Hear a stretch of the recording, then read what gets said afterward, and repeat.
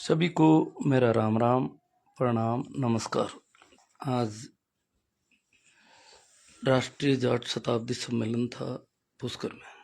सम्मेलन में मुझे कुछ लगा कि बात ठीक नहीं हो रही है, तो मैंने विरोध व्यक्त किया और ज़रूरी हो गया था। इसके अलावा मेरे पास कोई उपाय नहीं था कि इसे कैसे ठीक दिशा दी जाए, क्योंकि आज बात हिंदी में करना ज़रूरी है।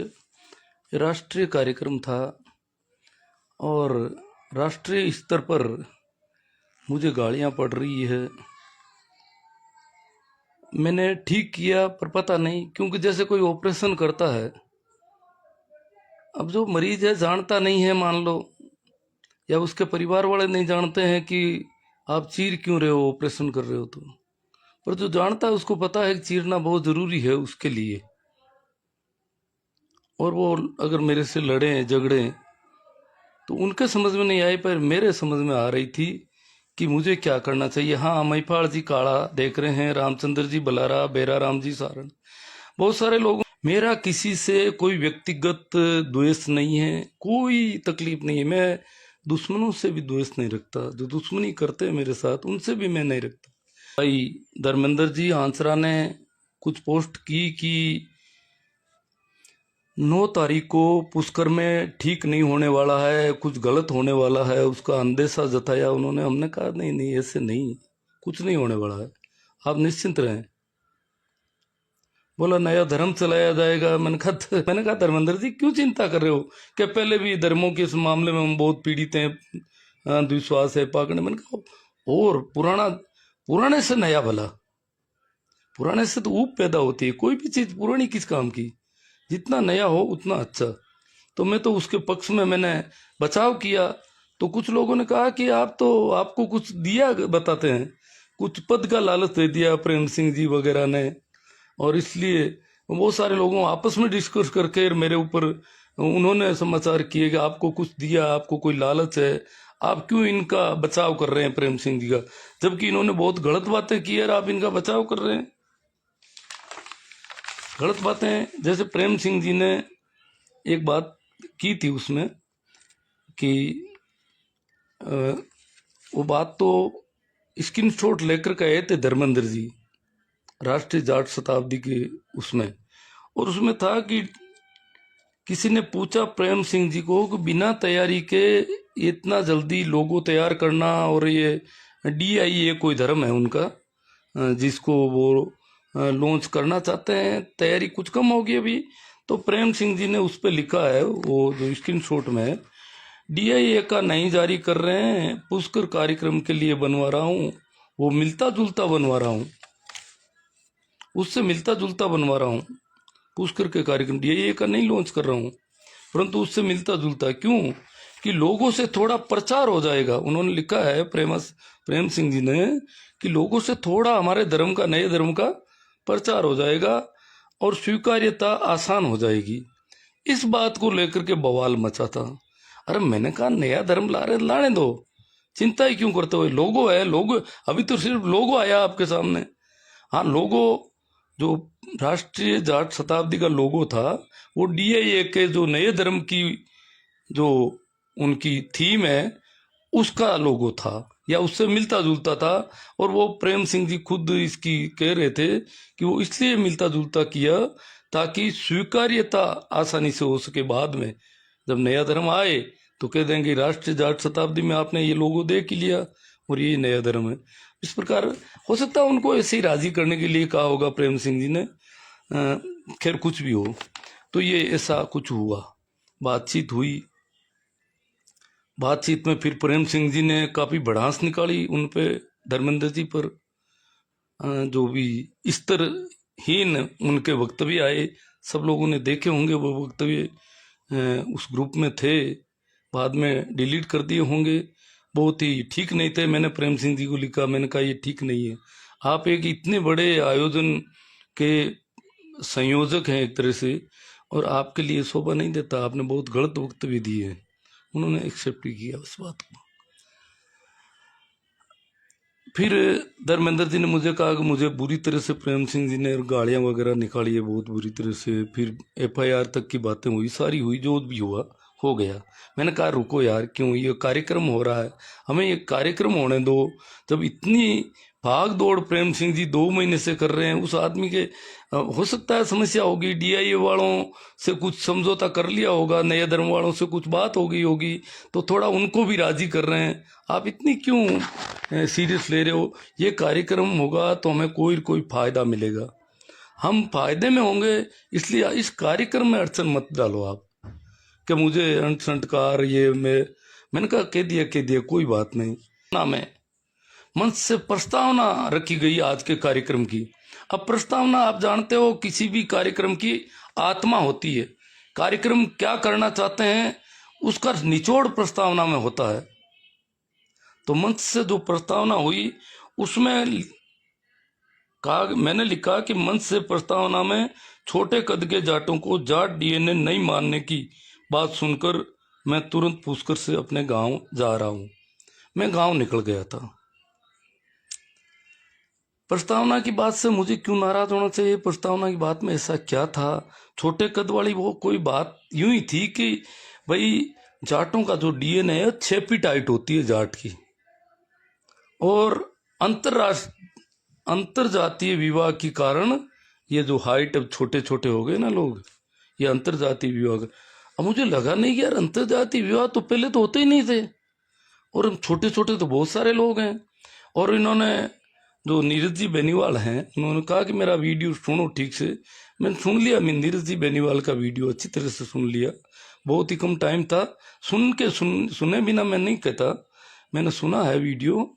उस वीडियो में वो कहते हैं कि हम जाट बहुत महान कौम है, महान नस्ल है। कोई बात नहीं, महान कह दिया, हालांकि अब हम महान है, हम महान है, हम महान है कहते हैं तो दूसरे पड़ोसियों को और को दिक्कत सामान्यतः होती है। कोई बात नहीं, वो भी अपने आप को मान कह दो, हम अपने आप को मान कहेंगे, वो अपने आप को मान कह दो, कोई बड़ी बात नहीं, ठीक है। हम मान हैं, हमारा शुद्ध रक्त है आर्य, और हम मध्य एशिया से आए हैं, ये भी ठीक है। उन्होंने बहुत ठीक बात कही। यहां तक उन्होंने कहा कि अफ्रीका, क्योंकि मनुष्य की उत्पत्ति अफ्रीका से मानी जाती है। अभी तक के इतिहासकार एक मत है इस बात पे कि दुनिया में मनुष्य की उत्पत्ति अफ्रीका महाद्वीप से हुई, और वहां से पूरी धरती पर मनुष्य फैला। हालांकि उसमें जैसे हाँ हमारे यहाँ अफ्रीका से आया, ये इसका रास्ता भी दिख रहा है कि ये मिस्र नदी के आसपास से होते मध्य एशिया, ईरान इराक के रास्ते और सिंधु नदी को पार करके मनुष्य इधर से आया हमारे यहाँ। ये आराम से, मैं हिस्ट्री का स्टूडेंट रहा हूँ सदैव, हिस्ट्री में पीजी मैंने किया है, तो ये चीज़ें पढ़ाई भी है हिस्ट्री और पीजी भी किया, तो ये चीज़ें मुझे थोड़ी नॉलेज में है। और भी अच्छे एक्सपर्ट आ जाएंगे अभी यहाँ पर। तो आदमी की उत्पत्ति अफ्रीका से मानी गई बात है। इन्होंने कहा कि हम शुद्ध आर्य हैं, महान कौम हैं, वो हैं, और हम बिल्कुल अलग हैं। और इस कहने के पीछे जो मोटे तौर पर था कि हम जो हमारे साथ लोग हैं ना, उठते बैठने वाले, साथ में कामकाज करने वाले, हमसे जुड़े हुए लोग हैं, कि ये तो नीचे लोग हैं, ये जाहिर करना चाहते थे। ये उन जो आए स्क्रीनशॉट उनमें भी है। ये तो भामसेपी लोग ऐसे करते हैं। भामसेप एक संगठन है, वो कहते हैं हम भारत के मूल निवासी हैं, कुछ जातियों को मूल निवासी मानते हैं। जैसे कि भारत में द्रविड़ जो जाति है, द्रविड़ जो नस्ल है, वो भारत में सबसे पहले आई हुई है, इसलिए द्रविड़ जितने भी हैं वो अपने आप को मूल निवासी कहते हैं, दक्षिण भारत के सारे ही। और है ये हिस्टोरिकल ट्रुथ भी है कि द्रविड़ भारत में पहले आए थे, इसलिए मूल निवासी कहा जा सकता है। हालांकि आए तो सब अफ्रीका के रास्ते से, पर पहले आए थे, और आर्य बाद में आए थे। आर्य अपने आप को श्रेष्ठ कहते थे, और वो दूसरों को, अनार्य को, अपने आप को उन्होंने देवता घोषित किया था आर्यों ने। वेदों में आप स्पष्ट देख रहे हो, उन्होंने कहा हम देवता हैं, और बाकी वाले दो दूसरे जिनसे हमारी लड़ाई है वो राक्षस है, दस्यु हैं, हम सुर हैं, वो असुर है। ये घोषणा आर्यों ने की है। अब आर्यों में कौन कौन थे? हम थे। अब इन्होंने कहा कि ये सब वैज्ञानिक आधार पर है। ये भाई विश्वेंद्र जी ने भी ऐसी बातें कही और इन्होंने भी कही, और ये तो आगे जब प्रस्तावना में ये बात आ रही है कि वैज्ञानिक आधार पर हम बहुत ही सुपर कौम है, हमारा जेनेटिक, अब पता नहीं किन किन का जेनेटिक डीएनए चेक किया है। क्या जाटों का डीएनए सैंपल ले लिया गया सभी का? किन किन का लिया? सबका नहीं लिया। तो मैंने कहा भाई हम तो छोटे कद के हैं, इतने बड़े नहीं है, 6 फीट का मैं नहीं। अब मेरे घर में मेरा बच्चा भी अभी तो 6 फीट से थोड़ा बहुत कम हो सकता, आधा इंची। अब मैं नहीं, अंतरजातीय विवाह तो नहीं था। मेरी माँ भी छोटी थी, मेरी नानी भी छोटी थी। अब पता नहीं, पहले तो अंतरजातीय विवाह होता ही नहीं था। इसका मतलब बहन बेटियों पर शक करें, माँ बहनों पर शक करें कि छोटी कद की क्यों हो गए, जब आर्य इतने 6 6 फीट के होते थे हमारे पूर्वज जी। वो उन्होंने बोला भाई नीरज बेनीवाल ने, कोई बात नहीं, वो ऊंचा बता रहे हैं, बाकी मोटे नहीं थे। पुराने दरवाजे देख लो आप, सब जगह पुराने, यहाँ पक्के मकान है कई, हमारे गांव में 150 साल पुराने मकान है। पुराने, जो मैं तो ज्यादा पुराना होगा उनसे काफी। मैं जब बचपन में था तो जो खाट थी वो भी बहुत छोटी छोटी होती थी, क्योंकि हमसे पहले की पीढ़ी के लोग और भी बेचारे कमजोर थे, क्योंकि इतना भरण पोषण की वजह से। कुछ लोगों ने लिखा कि पोषण के लिए कहा, इन्होंने नहीं, पोषण नहीं, इन्होंने उसका कहा था, नस्ल की बात की थी। सर छोटू राम जी के बारे में इन्होंने नहीं कहा था, मैंने कहा था कि ये कह रहे अंतरजातीय विवाह होने की वजह से हम 6 फीट से नीचे आ गए।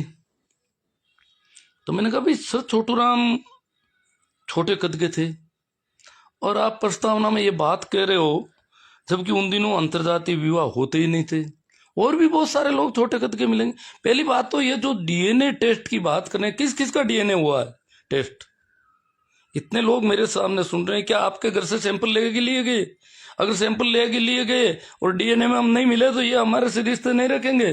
जो नए धर्म वाले लोग, जो सुपर कॉन्शियस लोग आए हैं, बहुत ज्यादा सुपर लोग आ गए हमारे बीच में, हमें अपनाएंगे नहीं ये लोग। और ये विशेषकर ये जो डीआई है, जो धर्म है, ये दलितों से विरोध में खड़ा होने की बात हो रही है पूरी। अब दलित जो लोग हैं वो हमारे भाई बंधु हैं, हमारे में से ही वो लोग हैं। हमारा और उनका सारा साथ है, सदैव का साथ है। साथ चले हैं, साथ उठे हैं, साथ काम किया है खेतों में, साथ पसीना बहाया है, साथ मेहनत की है, एक दूसरे के आपस में काम आए हैं, आते हैं, आए हैं और आएंगे। ये इनको दूर हटाना चाहते हैं। बताओ, प्रजातंत्र के जमाने में ये लोग इस प्रकार की नफरत पैदा करना चाहते हैं, मैं कैसे बर्दाश्त करूंगा? यहाँ पर क्या कोई इस बात को स्वीकार करेगा? मैं और सुनूंगा। वो जो डीआईए वाला, वो अब तो आगे होंगे, अब तो इस ग्रुप में। ये इनको दूरी बना के सबसे दूर सुपर जाट आर्य, अब ब्राह्मण भी आर्य नहीं, राजपूत भी नहीं, कोई मेघवाड़ भी आर्य नहीं, जाट आर्य। और जाटों का इन्होंने डीएनए टेस्ट कर दिया ठेठ तक का। यहाँ डीएनए सैंपल तो अभी तो हमारे गांव में एक भी सैंपल नहीं गया किसी का। तो सारे मेरे गांव के या तो डीएनए में कमजोर निकलेंगे, और छोटे कद के भी बहुत सारे लोग हैं। आज तो कद की बात आई है, आर्यों का मैंने पढ़ा है हिस्ट्री में, क्यों मैं हिस्ट्री का स्टूडेंट और टीचर रहा हूं, तो मुझे अच्छी तरह से पता है आर्य कैसी नस्ल है। आर्यों के बारे में हिस्ट्री में स्पष्ट लिखा है कि आर्य ऊंची कद काटी के लोग होते हैं। आर्य गोरे रंग के होते हैं। अब गोरे रंग में मैं अटक जाऊंगा, मेरी कद काटी तो बहुत नीची नहीं है।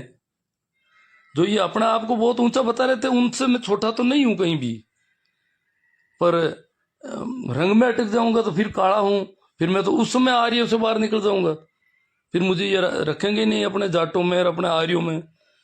फिर और आगे बात हुई तो आर्यों का ललाट बड़ा होता है, आर्यों की लंबी नाक, मुंह, ललाट जो है उभरा हुआ, मतलब ये जैसा है। लगभग हमारे मिलते जुलते लोग थे, कुछ ज्यादा नस्लों में फर्क नहीं। वैसे गोरखा के, भारत में बहुत सारी नस्लें हैं, गोरखा की अलग है, तमिल की काफी अलग है, फर्क पड़ता है, इलाके से फर्क पड़ जाता है, नस्लों का फर्क है।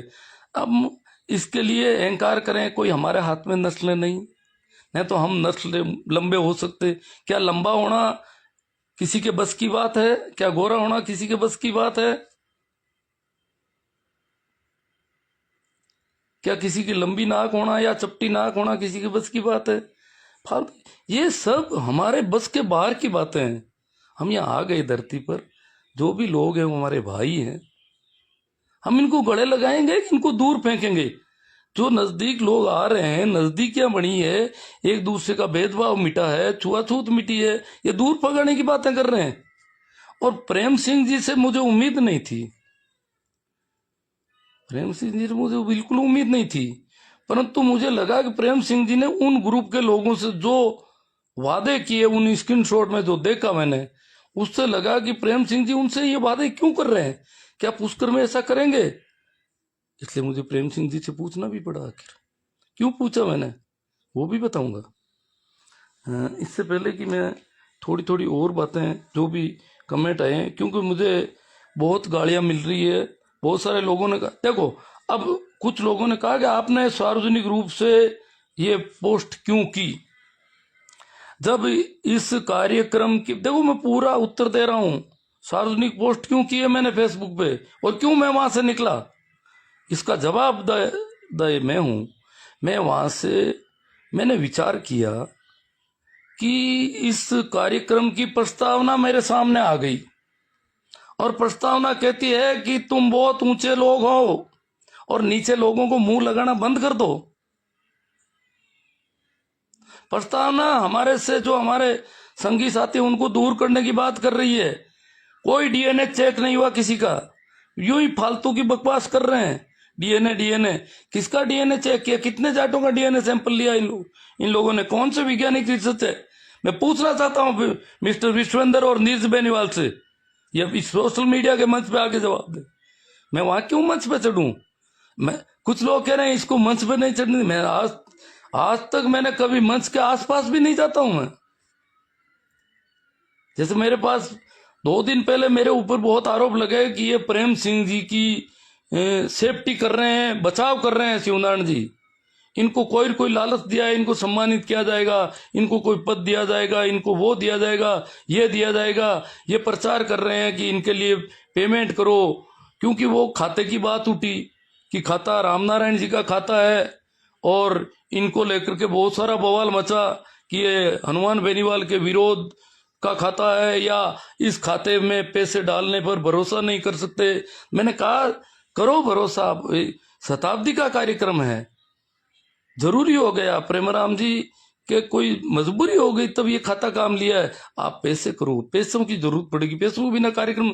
एक सामान्य से परिवार से उठा एक जवान दिल्ली में छोटी सी नौकरी कर रहा है, और उसने हिम्मत की है, उसने साहस किया है कि मैं शताब्दी सम्मेलन आयोजन करने के लिए निकलूंगा और लोग मेरे से जुड़ेंगे। लोग जुड़ गए, बहुत सारे लोग जुड़े, पूरा देश जुड़ा एक तरह से। एक कदावर लोगों के साथ बहुत जुड़ जाते हैं। प्रेम सिंह जी का एक ही कद है कि उनके 1.25 लाख फॉलोवर हैं फेसबुक पर, उससे ज्यादा थोड़े समझदार हैं, बहुत अच्छा लिख लेते हैं। तो इस वजह से कैसे ही उन पर लोगों ने भरोसा किया, लोग जुड़े, पैसा भी दिया, पर पैसों में रामनारायण जी के खाते की वजह से अड़चन आई, तो मैं उसमें भी मैंने बचाव करने की कोशिश की। लाइव आया, मैंने कहा भाई पैसे दो, पैसे देने पड़ेंगे, प्रेम सिंह जी कहां से पैसे लाएंगे? ये कार्यक्रम किसी पार्टी से लॉन्चिंग नहीं है, किसी राजनीतिक पार्टी कोई फंडिंग नहीं कर रही है, इसलिए पैसा हम लोगों को देना पड़ेगा। और प्रेम सिंह जी कहते हैं आप सब आयोजक है, तो मैंने कहा हम सब आयोजक हैं, मैं भी आयोजक, आप भी आयोजक। प्रेम सिंह जी कह रहे हैं ना, तो मैं तो आयोजक की हैसियत से काम कर रहा था, सारा प्रचार भी कर रहा था, सब कुछ कर रहा था। प्रेम सिंह जी को भी कहा भाई धर्मेंद्र जी को आपने जो अंट संट ऐसी बातें कही है वो बहुत आपके स्तर से बहुत नीची पड़ जाती है, आप आज राष्ट्रीय स्तर पर एक छवि बना चुके हैं और आप ऐसी बातें करते हैं, इतनी गलत अनर्गल आरोप लगा रहे हो। धर्मेंद्र जी के ऊपर जो गबन केर और आरोप लगाए, वो धर्मेंद्र जी जवाब देने को तैयार बैठे हैं। वो कह मैं जवाब दूं, ये भी आओ मैं भी आऊं, सामने बैठ के बात करते हैं। कौन कहता है कि मैंने कहीं गबन किया है? कौन कहता है मैं झूठा हूं या सच्चा हूं? सामने ले। मैंने कहा धर्मेंद्र जी रुको, अभी कार्यक्रम होने दो, अभी ऐसे मत करो, आप कार्यक्रम होने दो, जो भी हो गया। आप पर एफआईआर हो गई तो वकील खड़ा कर लेना, कुछ भी कर लेना, क्यों? वो एफआईआर की नकल आई थी हमारे सामने, तो वो दर्ज नहीं की, शायद धमकियां थी। तो मैंने बचाव करने की कोशिश की, करनी मेरी ड्यूटी थी कि मैं चाहता था कि कार्यक्रम हो, और ये कार्यक्रम किसी पार्टी विशेष से प्रायोजित नहीं है, और इसलिए कुछ अच्छा होगा, बहुत अच्छा होगा, नहीं होगा तो थोड़ा अच्छा होगा, जितना भी अच्छा होगा, तो इसलिए हमें इसमें रहना चाहिए। कुछ न कुछ अच्छा होगा, खराब तो जाने नहीं होगा ऐसा सोच रहे थे, मान भी रहे थे, और हुआ भी नहीं, खराब नहीं हुआ है, ठीक हुआ है, कार्यक्रम बहुत ही अच्छा हो गया। परंतु प्रस्तावना में मुझे हस्तक्षेप करना पड़ा। हस्तक्षेप का मेरे पास क्या तरीका? मैं कहूं कि यह प्रस्तावना गलत है, ये ऐसे क्यों बोला गया, तो मुझे वहां पकड़ के लोग बैठा लेते, एक तरफ ले जाते, जाट विषा मिसाल भी ले जाके रख देते, बिठा देते कि चुप रहो, चुप रहो, आपको बोलना है, मंच पर बुला देंगे, आपको मंच पर बिठा देंगे, आपको ये कर देंगे, मतलब मुझे बोलने नहीं दिया जाता इतने लोगों के बीच में, क्योंकि वो समझते ये विघ्न कर रहा है इसमें, जबकि मैं विघ्न नहीं कर रहा था, उसकी दिशा को सही दिशा में ले जा रहा था। प्रस्तावना बहुत गलत आ गई थी, ये प्रस्तावना गलत थी, डीआईए वाले सुन लेना कान खोल के। ये प्रस्तावना आपकी नीयत थी कि जातीय विभेद पैदा किया जाए, बहुत बड़ा, जाटों से बराबर कोई नहीं हो सकता, सब नीचे बैठो, नीच कहीं के, पाम से पिए, ये वो वैसी बातें थी उसमें। तो मैंने देखा, मैंने कहा ये तो गलत बातें होने लगी, प्रस्तावना में ये बात आई है, फिर आगे क्या लॉन्चिंग, धर्म की लॉन्चिंग तो मुझे कोई दिक्कत नहीं, नया धर्म चलाओ चलाओ, अच्छी बात है, समझदार लोग में। अरे भाई, ब्राह्मणों का धर्म, ब्राह्मणों के शास्त्र कब तक ढोते फिरेंगे? हमारे बच्चे पढ़ लिख गए, जवान हो गए, शास्त्र इन्होंने लिख दिए, तो बहुत अच्छी बात है, इन्होंने शास्त्र लिखे, हम शास्त्र स्वीकार करेंगे, हम नया धर्म भी स्वीकार कर लेंगे इनका। मैं और लोगों को राजी करूंगा, भाई देखो, ब्राह्मणों के धर्म के बजाय तुम्हारे जाटों के बच्चों ने शास्त्र लिखे हैं, जाटों के बच्चों का धर्म है, इसको अपनाओ आप, ये ठीक रहेगा, तुम्हारे फायदे का। मैं उसका पक्का समर्थक हूं। अगर नया धर्म बना रहे हैं, नए शास्त्र हैं, तो मैं साथ चलूंगा, और लोगों को साथ लेंगे, कोशिश करेंगे, मैं उनके साथ हूं। परंतु वो कहते हैं कि तुम सुपर हो और बाकी वाले नीच हैं, ये मुझे ठीक नहीं लगता। और इन्होंने ये डीएनए का आधार पर, कौन सा डीएनए, मुझे बता तो दे, कौन से सैंपल, कौन सी रिपोर्टिंग पड़ी है आपके पास, किस किस की है? डीएनए डीएनए डीएनए बकवास लगा रखी, वैज्ञानिक वैज्ञानिक, पहले विश्वेंद्र बोल गया, और फिर वो नीरज बेनीवाल, और प्रस्तावना है ये तो इस कार्यक्रम की, शताब्दी का कार्यक्रम, डीएनए की बीमारी खड़ी कर दिला के। मैंने सोचा कोई नई दिशा मिलेगी, तो तब मैंने कहा भाई यहां तो मैं बोलूंगा कि ये बात ठीक नहीं हो रही है, कार्यक्रम की दिशा सही नहीं है, इसकी दिशा ठीक करो, तो मेरी कोई नहीं सुनेगा, मेरा मुंह बंद किया जाएगा। हजारों लोग खड़े हैं कि ये विघ्न कर रहा है कार्यक्रम की, इतना अच्छा कार्यक्रम चल रहा है, क्योंकि सामान्यतः लोग इतना समझ नहीं पाते कि ये कार्यक्रम सही दिशा में जा रहा है या गलत दिशा में। और जब मैं हिस्ट्री का काफी जानकार हूं, हाँ ये लोग ज्यादा पढ़ ले के होंगे नए बच्चे, मैं ये नहीं मानता, क्यों, जब इन्होंने इतने बड़े बड़े शास्त्र रचे हैं, आज ब्राह्मणों की टक्कर में आए हैं ये लोग, और मुझे बहुत ही खुशी होती है। अगर टक्कर में आकर के तुम शास्त्र लाते हो और अपना धर्म खड़ा करते हो, तो हम साथ हैं आपके, परंतु उस धर्म में मनुष्य मानवता का भाव होना चाहिए, हमारे साथ में उठने बैठने वालों को गले लगाने का भाव होना चाहिए, उनको ऊंचा या नीचा समझने की भाव नहीं होना चाहिए। हम और वो वही के, बुखार लगता है एक समान लगता है, वही टेबलेट है उसके काम आती है, वही तुम्हारे काम आती है, पीड़ा होती है तो एक सी होती है, गर्मी एक सी लगती है, सर्दी एक सी लगती है, खाना एक सा पसता है, सब भाई हैं, सब बराबर के हैं, क्यों ऊंच नीच कर रहे हो? इतनी ऊंच नीच मुश्किल से मिट रही है और तुम वापस ऊंच नीच खड़ी करना चाहते हो।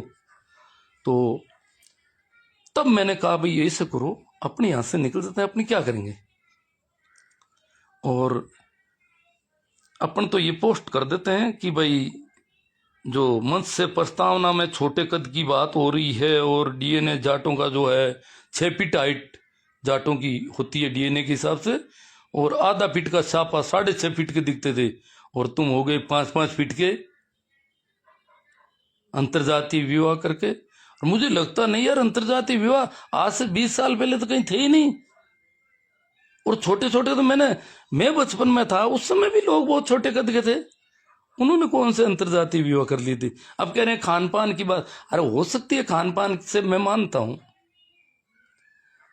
डीएनए से भी मान सकते हैं, नस्ल से भी मान सकते हैं, परंतु ऐसा ऊंच नीच का भाव पैदा करना ये कतई बर्दाश्त नहीं किया जाएगा। जाट या जो भी लोग हैं सब मनुष्य बराबर हैं, जाट राजपूत ब्राह्मण कोई भी जाति के आधार पर ऊंच नीच तो मिट ही नहीं रही है, और तुम नई नस्ल के आधार पर ऊंच नीच खड़ी करना चाहते हो। और नस्ल का पैमाना है क्या? हाइट, रंग, नाक, ललाट, ये पैमाने करोगे? या डीएनए जांच कब करवाई, कौन से सैंपल, कौन सी रिपोर्टिंग? तो मैंने अब वो मैंने किया तो मेरे ऊपर बहुत आक्षेप लगे। बताऊं, 400 कमेंट हैं उसमें, लगभग मेरे विरोध में बहुत गालियां हैं। इसको मंच पर नहीं आने दिया गया, इसलिए ये नाराज हो गया। फूफा बाबा नाराज हो गया, फूफा नाराज हो गया, फूफा गर्म हो गया, फूफा को मंच पर आने दिया। इनको पता नहीं है, ये रामनारायण जी जो पुराने लोग हैं वो जानते हैं मुझे अच्छी तरह से। यही जाट विश्राम स्थली थी, और एक बार राष्ट्रीय चिंतन शिविर था और उसमें मेरा नाम लिया गया कि शिवनारायण नाणिया ने इस एक विशेष में बहुत ही अच्छा काम किया, समाज में अच्छा काम किया, बहुत अच्छा काम किया, इसलिए उनको सम्मानित किया जाता है। शिवनारायण नाणिया मंच पर आए और हम सम्मानित करना चाहते हैं। मैं वहां से उठ करके अपने कमरे में चला गया, इसी विश्राम स्थली में। मैं नहीं आया, बुलाया वो आया, मैं नहीं मानता कि मैंने अच्छा किया। क्यों? मैंने काम किया वो अच्छा हुआ ही नहीं। मैं जब खुद नहीं मान रहा हूं कि वो काम अच्छा था तो मैं क्या सम्मानित हूं? मैं किस हैसियत से वहां सम्मानित होने जाऊं? मैं कहता हूं कि मैंने जो काम किया वो अच्छा हुआ ही नहीं। मैं जिस ढंग से करना चाहता था उस ढंग से कर ही नहीं पाया, और अच्छा भी नहीं हुआ, उसमें गलतियां बहुत रह गई और गलत भी हुआ कुछ उसमें, इसलिए मैं सम्मानित होने का कोई हकदार नहीं। और मैं नहीं गया मंच पर, क्योंकि मुझे शर्म आती है कि मेरा काम नहीं है इतना अच्छा। मैं जब तक मेरा दिल गवाही नहीं देता है कि मैं सम्मान के योग्य हूं या नहीं हूं, तब मैं कैसे ऊंची आईडी करके चढ़ जाऊं वहां पर? मैं बैठ गया। फिर कहा कि आपने समाज की इज्जत करा। मैंने कहा इज्जत नहीं करी है, मैंने इज्जत की आप लोगों की। आपने मेरा सम्मानित करना, मुझे सम्मानित करना चाहा, पर मुझे शर्म आ रही थी, इसलिए मैं सम्मानित नहीं हो सकता, क्योंकि मुझे पता है ना कि वो काम कितना ठीक हुआ है। आप तो ठीक है, उसमें थोड़ा सा कहते हो भाई प्रोत्साहन देने के लिए वो सम्मानित करने से जो लोग राजी हो जाते हैं वो झूठी सम्मानित से राजी होते। ये जाट विश्राम स्थली 1906 की घटना है। बहुत सारे यहाँ सुनने वाले होंगे, उनमें भी कुछ लोग थे। मैं नहीं गया सम्मानित। कौन, कितने लोग हैं बताइए जो सम्मानित होने के लिए मंच पर नहीं जाते हैं? बुलाते तो ही मंच पर जाने की, मुझे जानते हैं नागौर मेरे आसपास के मंच बहुत होते हैं, मैं मंच से बहुत दूर रहता हूं। आज भी जो कार्यक्रम शुरू हुआ, कल मैं जब विश्राम स्थली में गया तो सबसे पीछे की कुर्सियों पर बैठने की कोशिश कर रहा था, किसी ने जबरदस्ती कहा आगे चलो। नहीं भाई, मैं तो पीछे बैठूंगा, और सबसे पीछे बैठे हम। फिर आज आगे से भर रहे थे लोग, सोफों पर बैठ रहे थे, अच्छी अच्छी कुर्सियों पर बैठते थे। हम जाकर के बहुत पीछे जाके मैं बैठ गया, बहुत दूर। वहां शुरू में आदमी नहीं थे, बाद में धीरे धीरे हमारी तरफ भी आबादी शुरू हुई। वहां बहुत पीछे बैठा था। मंच के तो मैं सामने ही नहीं देख रहा था, मंच की तरफ तो मैं जाता ही नहीं, मंच के आसपास ही। क्या मुझको मंच पे कौन चढ़ाएगा, कौन बुलाएगा? किसी से मैंने आज तक कहा है क्या मैं मंच पे आके भाषण देना चाहता हूं? अरे भाषण देने के लिए मेरे घर का फोन है, मैं फेसबुक पे भी बात कर लूंगा, मेरे प्रोफाइल से बात करूंगा। क्यों किसी मंच पर जाऊं? मैं यही बात कर लूंगा। तो मैं इस प्रकार से, जब मेरे ऊपर बहुत गालियां बरस रही थी, बहुत फोन आ रहे थे, बहुत सारे लोग कह रहे थे ये कमेंट मिटा दो, मैंने कहा यार गलत अर्थ लिया जा रहा है, बात गलत चली गई।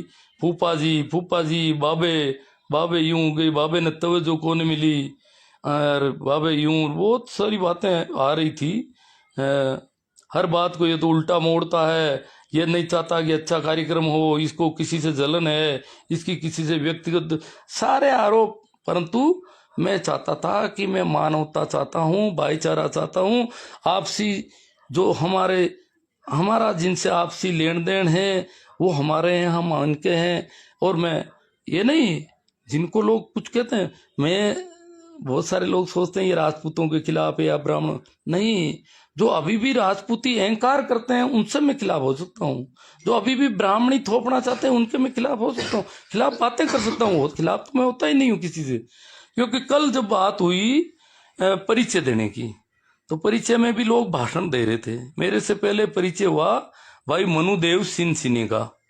मनुदेव सिंह को बहुत सारे लोग जानते होंगे यहाँ पर। मनुदेव सिंह महाराजा सूरजमल के गांव के हैं, उसी खानदान से हैं, उसी गोत्र के हैं। तो मनुदेव सिंह ने परिचय दिया और फिर वो कुछ और बात बढ़ाने लगे, थोड़ी बढ़ाई तो फिर कुछ लोगों ने मांग की कि भाई भरतपुर राजघराने में क्या तोड़ जोड़ चल रहा है, क्या वो जाट है कि नहीं है, क्या है वो हमारे, क्योंकि जाटों ने सिर पर बिठा रखा है, वो सिर से उठ करके भाग रहे हैं, तो कोई दिक्कत हो रही थी। होते होते बात मनुदेव ने काफी बात की। फिर बाद में मेरी बारी आई, तो मैंने कहा मेरा नाम ये, गांव ये मेरी नौकरी वगैरह का भी जिक्र नहीं किया, मैंने इतना सा जिक्र किया कि भैया मैं थोड़ा सा अलग किस्म का आदमी हूँ। मैं भरोसा करता हूँ इस देश के संविधान में, गांधी में, नेहरू में, पटेल में, जिन्होंने रियासतों से हमसे छुटकारा दिलाया। और रियासतों के राजे रूजे सारे के सारे कोई अच्छे नहीं थे। अरे प्रजातंत्र के जो चुने हुए लोग हैं वो भी अच्छे साबित नहीं हो रहे हैं। जो जन्म से राजा बन गया वो कैसे अच्छा होगा? अशोक मान जैसे आदमी में भी खूब दुर्गुण थे। तो आप बताओ, अब कह रहे हैं हमारे सूरजमल जी, दूर से वाले कह रहे हैं हमारे महाराणा प्रताप तो बहुत अच्छे थे, हमारे फलाना राम जी तो बहुत अच्छे थे। अरे तुम्हारे क्या हमारे, मेरे गांव के मेरे दादा कहते थे, मेरा गांव का ठाकुर गांव के जाटों को, मेघवाड़ों को, प्रजापतों को, सारी जातियों को कहता था राजपूतों के कोई खेत पे काम नहीं करने जाएगा, मजदूरी दे तो भी नहीं जाना है। मतलब वो राजपूतों के खिलाफ था, ठाकर भी राजपूतों के खिलाफ था। तो इसका मतलब जो जाट राजा थे वो कुछ जाटों के हित से थोड़ी थे, वो तो बड़े खतरनाक किस्म के राजा हुए हैं। ये तो सरदार पटेल का भला हो, और अंग्रेजों ने और मुगलों ने इनके नाक में नकेल डाल के रखी है। अंग्रेजों ने बहुत अच्छी नकेल डाली इनकी। तो ये तो अब तो मैंने कहा भाई राजे रूजे सारे एक है, कोई ज्यादा फर्क नहीं है, बहुत बड़ा फर्क नहीं है। मैं इनको अच्छा नहीं मानता, मैं इस संविधान को अच्छा मानता हूं। इस देश में जो नया आया है वो ठीक है, तो मुझे मेरी कोई श्रद्धा नहीं है, चाहे वो सूरजमल हो, चाहे कोई सा भी मल हो, कोमल हो।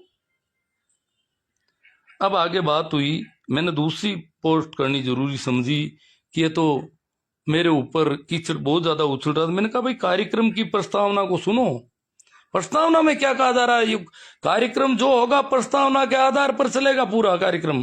प्रस्तावना में पूरे कार्यक्रम का मंतव्य आ रहा है, इस प्रस्तावना को सुनो। उसमें छोटे कद की कोई बात हुई है, सर छोटू राम छोटे कद के थे और कह रहे हैं अंतर जातीय विवाह के कारण छोटे कद हुए हैं, ये बात हुई है उसमें, नहीं तो 6-6 फीट के थे। तो मैंने कहा कि उन दिनों तो अंतरजातीय विवाह होते ही नहीं थे।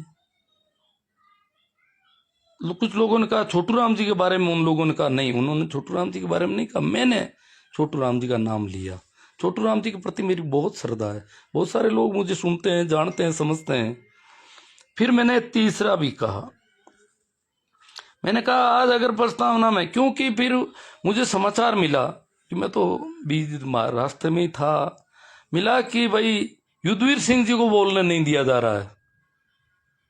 युद्धवीर सिंह जी जो काफी ठीक बोलते हैं, अच्छी बात कहते हैं, सभी को साथ लेकर चलने की बात कहते हैं। प्रजातंत्र का जमाना है, प्रजातंत्र नहीं भी हो तो मैं तो क्यों किसी से हम भेदभाव रखें, क्यों किसी को ऊंचा नीचा कहें, क्यों अपने आप को इतना सुपर माने।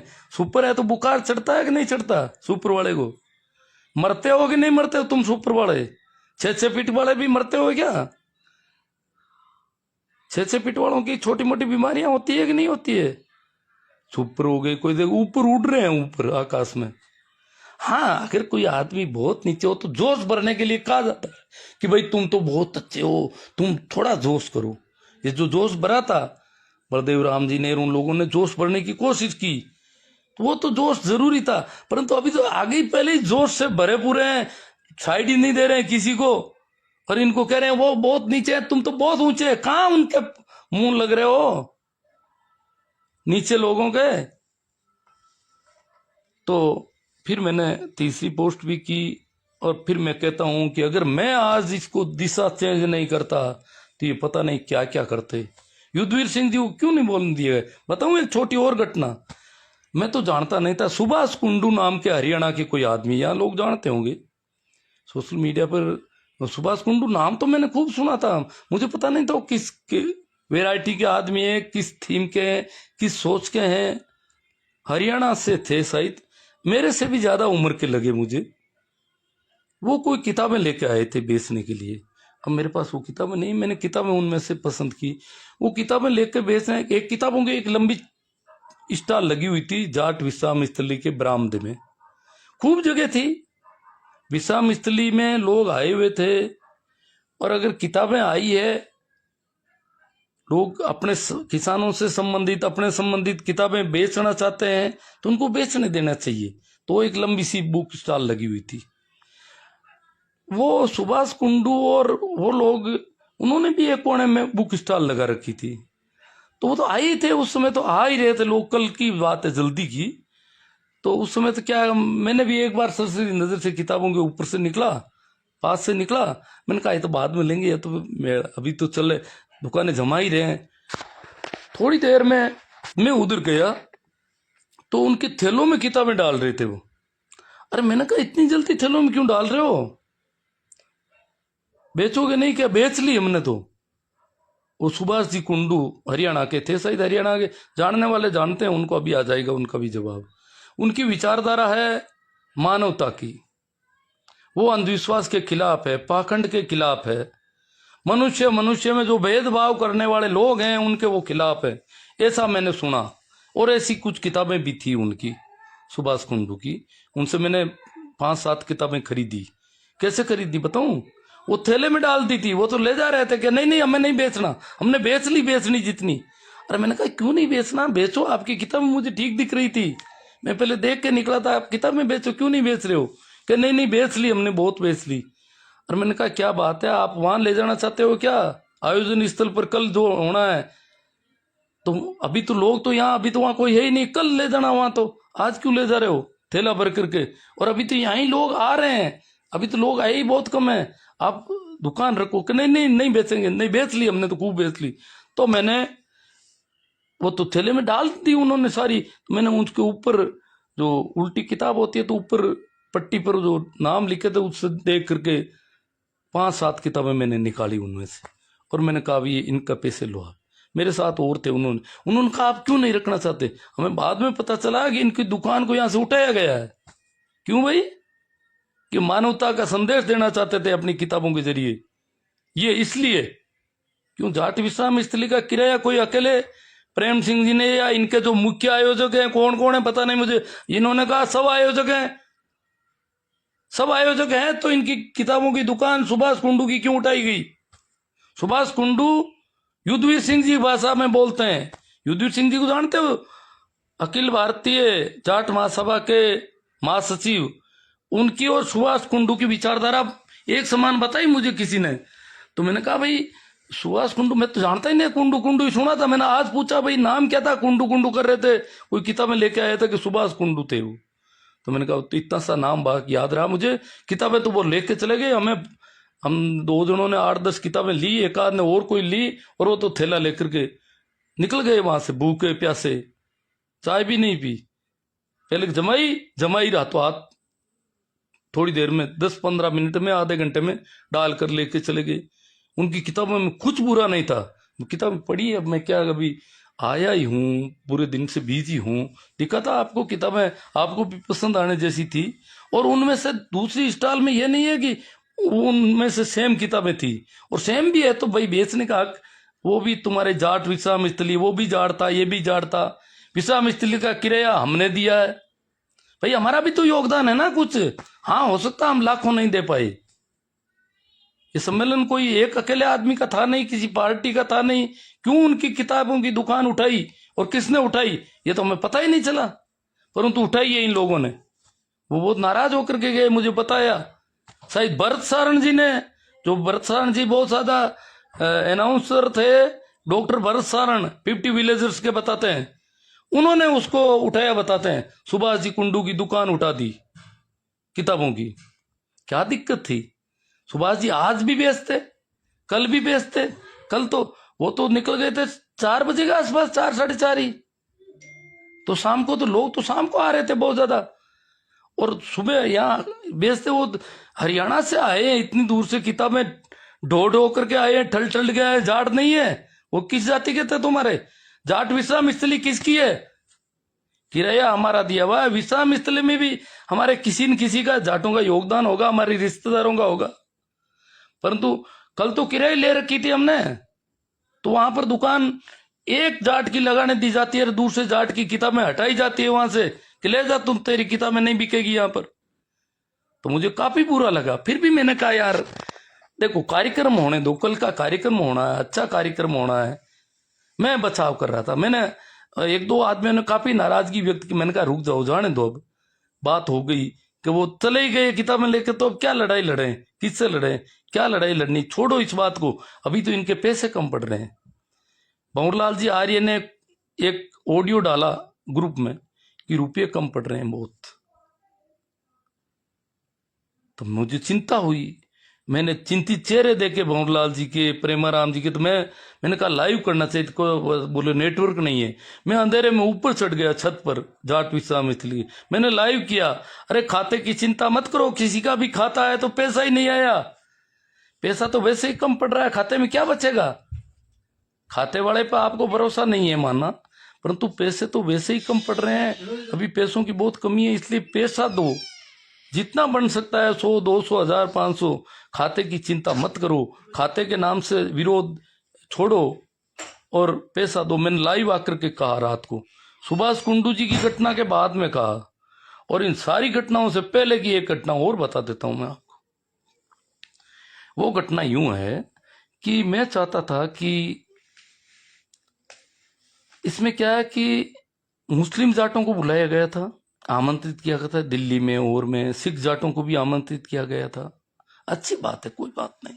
सिख जाट भी हमारे भाई, मुस्लिम जाट भी हमारे भाई। मैं तो कहता हूं हर कोई हमारा भाई है इस धरती पर।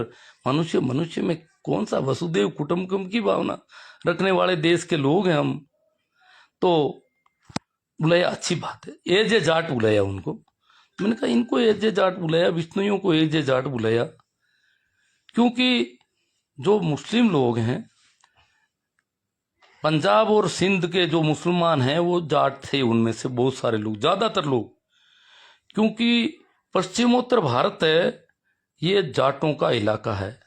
इस देश का सबसे प्रमुख कृषि क्षेत्र है, जहां 7-8 नदियां हैं, सिंधु, रावी, चिनाब, झेलम, ये सतलुज, यमुना तक का ये पूरा इलाका सबसे ज्यादा उपजाऊ इस देश का अन्न उत्पादन करने वाला इलाका है। ये पंजाब और सिंध और ये यमुना के मैदान का इलाका, हरियाणा वाला और ये दिल्ली वाला, पश्चिम उत्तर प्रदेश तक, ये तो बहुत उपजाऊ प्रदेश है।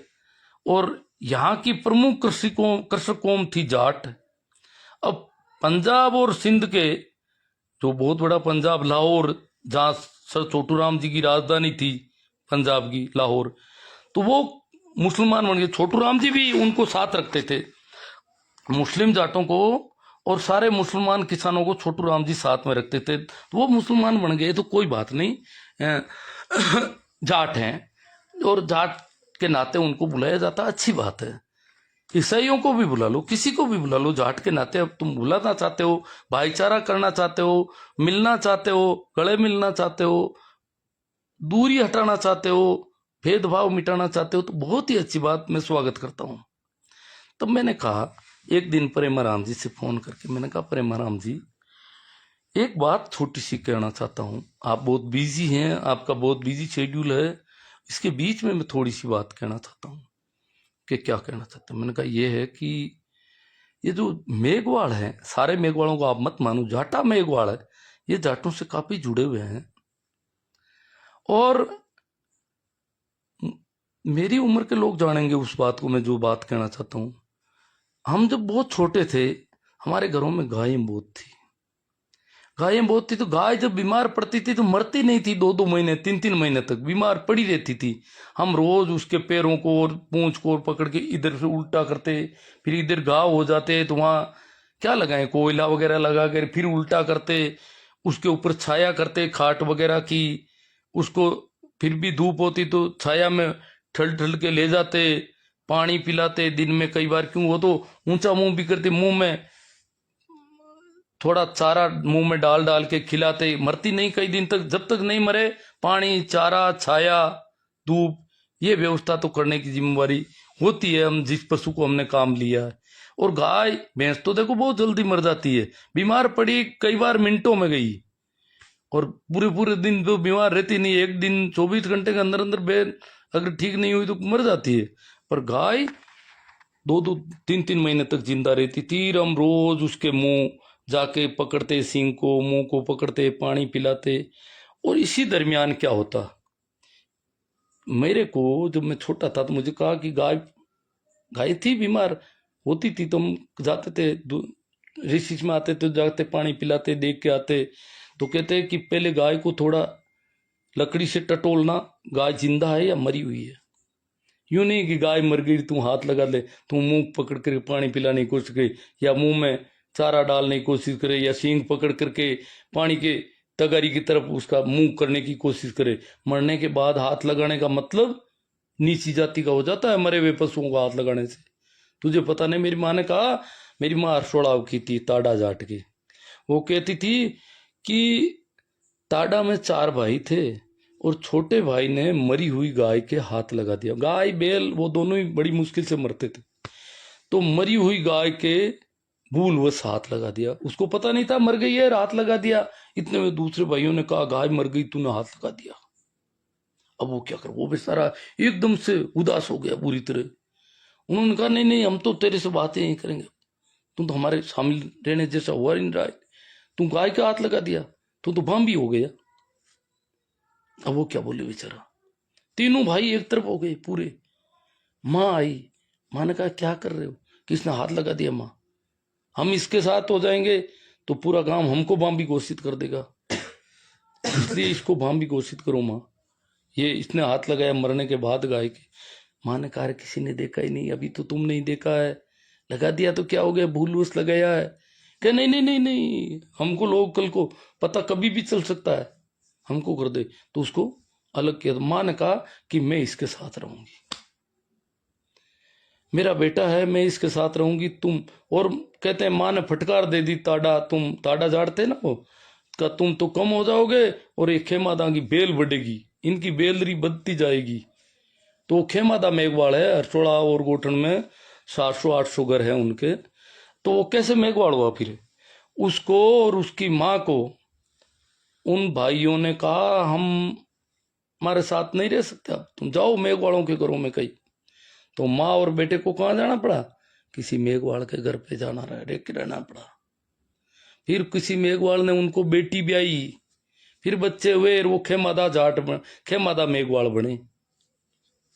माँ उसके साथ रही, खेमादा मेघवाड़ के साथ। इस प्रकार पता नहीं कितनी घटनाएं हुई होगी, क्योंकि मैं कहता हूं 2-2 3-3 महीने तक ये मरती नहीं थी गाय और बैल, और इनका इस प्रकार हमें रोज दिन में कई बार संभालना पड़ता था इनको। छाया तो हाथ टच हो ही जाता, टच होते ही, चाहे लड़का हो लड़की हो, जवान हो बुढ़ा हो कोई हो, फट जा मेघवाड़ हो गया तुम तो। वो जाटा मेघवाड़ कहलाते हैं, मेघवाड़ हो गया तो वो जाता। लड़की होती तो भी जा मेघवाड़ों घर में जा, किसी मेघवाड़ से शादी कर ले, जा हमसे गई तू तो, अब तू नीची हो गई, गाय के टच हो गई, बेल के टच हो गई। इस प्रकार निकाला जाता था। पता नहीं कितने वर्षों तो कितने लोग, ऐसी बहुत सी कहानियां हैं, कोई दब गई कोई पड़ी है अभी भी। खेमादा और ताड़ा मेघवाड़ों के तो आज भी कहते हैं आंती पांती देते हैं, अपने अपने भाई पा मानते हैं कि भाई हैं हम। मेरे गांव में भी फड़ोदा जाट और कटारिया मेघवाड़ों की भी ऐसी कोई भाईबंदी बताते हैं, क्यों है क्या पता नहीं मुझे, पर ऐसी कोई भाईबंदी बताते थे, ऐसा मैंने सुन रखा है। चलो, तो फिर आगे मैं बात करूंगा। तो मैंने कहा प्रेमाराम जी, ये जाटा मेघवाल है भाई, जो मुसलमान बने, ब्राह्मण धर्म की मान्यताओं और शास्त्रों को नहीं मानने, कर्मकांड नहीं करना चाहते थे, मुसलमान बन गई, इस्लाम स्वीकार कर लिया, मस्जिद में जाने चल लग गई और वो मुसलमान हो गई। है तो जाट के जाट। हमने उनको बुलाया, अच्छी बात। कुछ लोग विष्णोई बने, कुछ सिद्ध बने, कुछ सिख बन गए, बहुत सारे लोग सिख बने। है तो वो हमारे ही भाई, खून का रिश्ता। जो जेनेटिक वाले दो बोस आते हैं ना, वो बताते ही।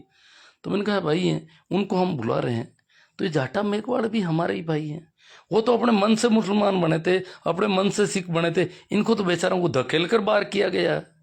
ये मन से तो जाना ही नहीं चाहते थे, हमने धकेल कर दिया उधर कि जाओ, हमारे काम के नहीं, तुम तो गए, हमसे गए। ये जाटा मेघवाड़ कहलाते हैं और काफी बड़ी तादाद है। मैं तो जाटा मेघवाड़ या कोई से भी, सारे मेघवाड़ों सबसे हमारे संपर्क है, सच्चे है वो हमारे, हम उनके, सब साथ बैठते हैं, उड़ते हैं। तो मैंने कहा प्रेमाराम जी, तो जाटा मेघवाड़ के प्रतिनिधि के रूप में किसी को बुला ले, तो क्या बोले अनुसूचित जाति से बुला रहे हैं हम टीकाराम जूली को। मैंने कहा वो तो मेहमान है, वो जाटा मेघवाड़ थोड़ी है। मैं कहता हूँ जाटा मेघवाड़, अब जाटों को तुम बुला रहे हो, वो तो मेहमान, मेहमान तो गुर्जर को भी, प्रहलाद गुर्जर को भी बुला रहे हो, और लोगों को भी बुला लो, मेहमान अलग है। तुम जाटों के हिसाब से जैसे मुसलमानों को और बुला रहे हो, वैसे इनको मेघवाड़ों को आने दें तो क्या दिक्कत है, बुला ले तो। क्या यार, एक तो वो है पचा तो कहीं रामण। मैंने कहा मैं समझता हूं कि जो हमारे थोड़ी नजदीकी रहे, हमारे साथ में उठने बैठते, साथ में काम करने वाले लोग हैं, आपस में वो भी समझे कि जाट हमारे हैं, हमारे से वो भाईबंदी रखते हैं। और हमारे गांव में जो हमारे जाटों के जवान हैं, युवा हैं, बूढ़े हैं, वो भी कहेंगे भाई मेघवाड़ और मैं तो एक ही बात है, ए खाई नारार मैं खाई नारा माँ, ए तो जाटा मेघवाड़ मामला ही है। जाट भी आराम हो बाने कह सके, तो बाने भी थोड़ा संबल मिले कि जाट आप बराबर है। क्यों बाने बहुत ज्यादा आप हीन भावनाओं भरण की कोशिश कर रखी है समाज, क्यों जाति व्यवस्था और ऊंच नीच देश में बढ़ना ही हो। तो मैंने कहा कि भाई इनको हम इस बुलाए लें। तो मैंने शिवदान जी मेघवाड़ का नाम उनके सामने रखा। मैंने कहा शिवदान जी मेघवाड़ है, और बोलने को पूछ लें उनसे, अगर वो आते हैं या थोड़ा बहुत बोल के आ सकते हैं तो बुलाएं। क्या 5 मिनट बत तो टाइम को नहीं, मैं क्यों, कोई बात नहीं, पूछ लेते हैं।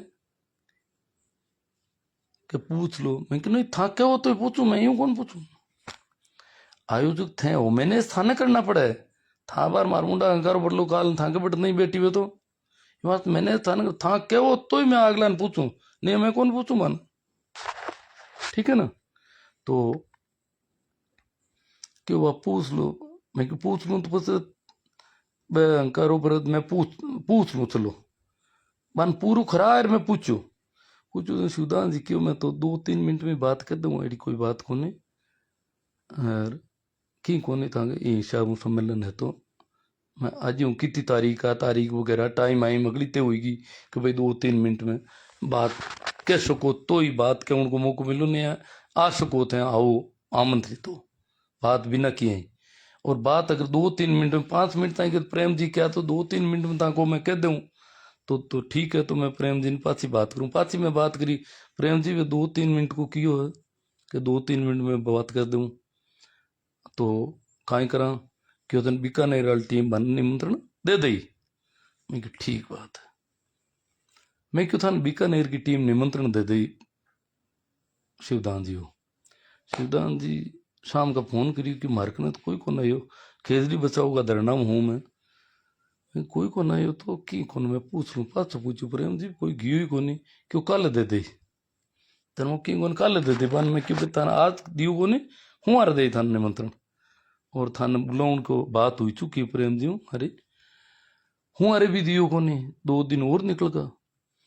जरा मैं पास मैं क्यों प्रेम जी गए क्यों यार टीका राम जिवलियों कोई मोटो है गई, मैं क्यों वो तो कोई बात नहीं, आप अपन बात की उड़ी है, कहीं बात करूं मैं तो क्या यार आप कहना हूँ कहीं जाटा में वालों हुए अट उत्तर प्रदेश राष्ट्रीय सम्मेलन है एला हगड़ा ही आपका नार नारा के इधर किता वो उनका वो कोई बात नहीं पहले अपने हाँ भरी उनको कहा है उनको बांधा है 2-3 मिनट में उनसे सारी बात हुई है उनको कहा है 2 दिन तक आ जाएंगे कल आएंगे आपको निमंत्रण करने क्या बात है वो लोग नहीं जाना चाहते फिर मैंने ये भी पूछा मैंने कहा क्या हुआ क्या आखिर वही है क्या नए धर्म वाली बात जो ऊंच नीच की समस्या है क्या आपके दीन आई आर्य वाले आपको दबाएंगे क्या इस मामले में क्या आप भी उनके दबाव में हो क्या क्या नहीं वहां का दबाव में मैं को नहीं मैं क्यों उनके दबाव में हो तब तो आप नीची जाति के लोगों को नहीं बुला सकते मुझे पता मुझे कन्फर्म है ये तो इतना तो मैं ही समझता हूँ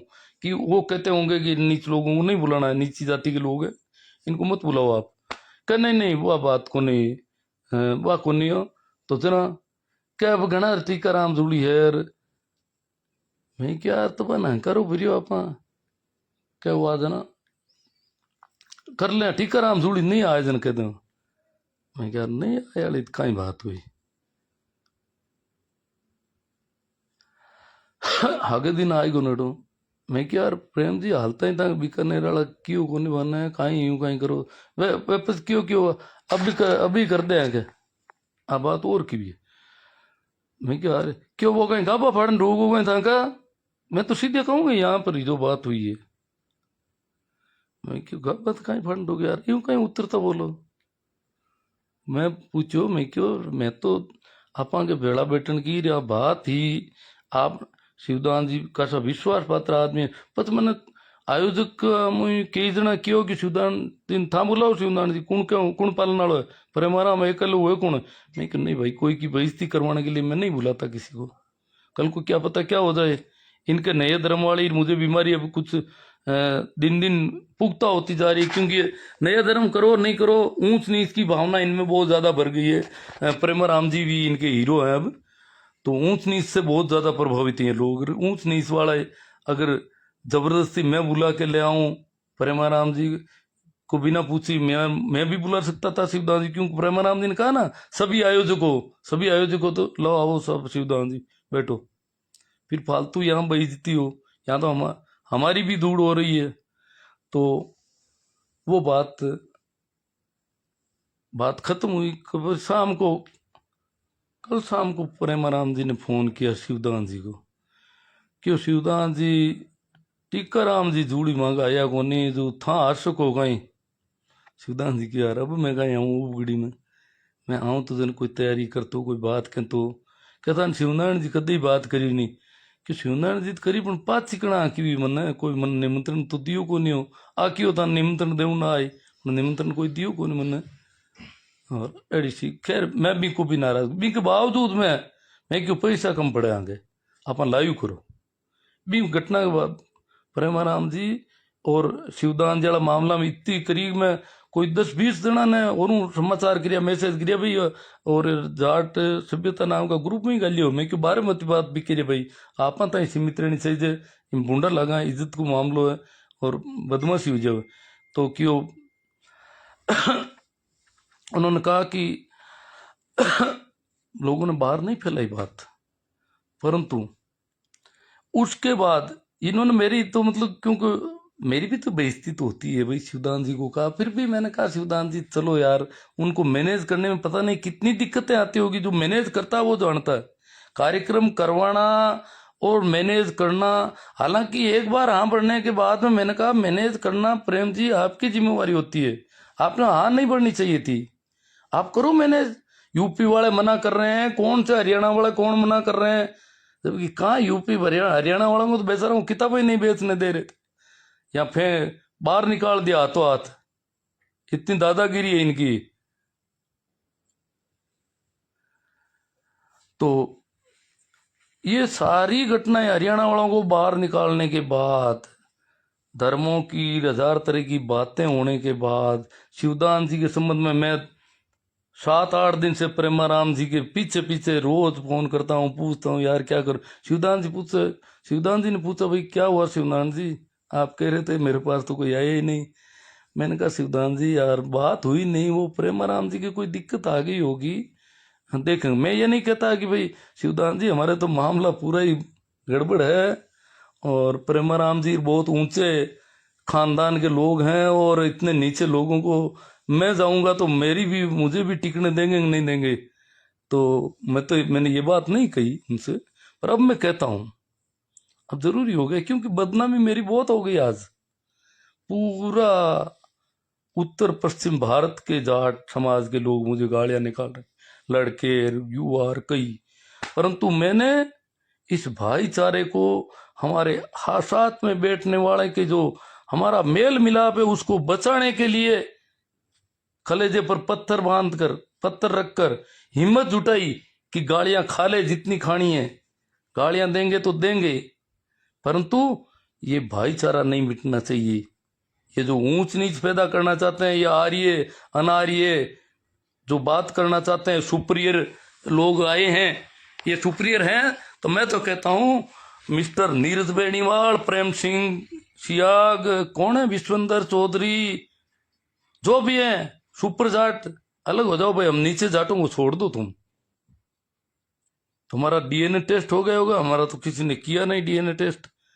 अरे क्यों करवाएं हम डीएनए टेस्ट? हमारे पता नहीं विवाह किससे हुए हैं, क्या हुए हैं, फालतू की बकवास दुनिया भर की। क्या तो विवाह है, क्या तुम्हारी हैसियत थी कल परसों? दाने दाने को मोहताज थे लोग, चाहे जैसा तुम्हारे साथ शोषण और अत्याचार होता था।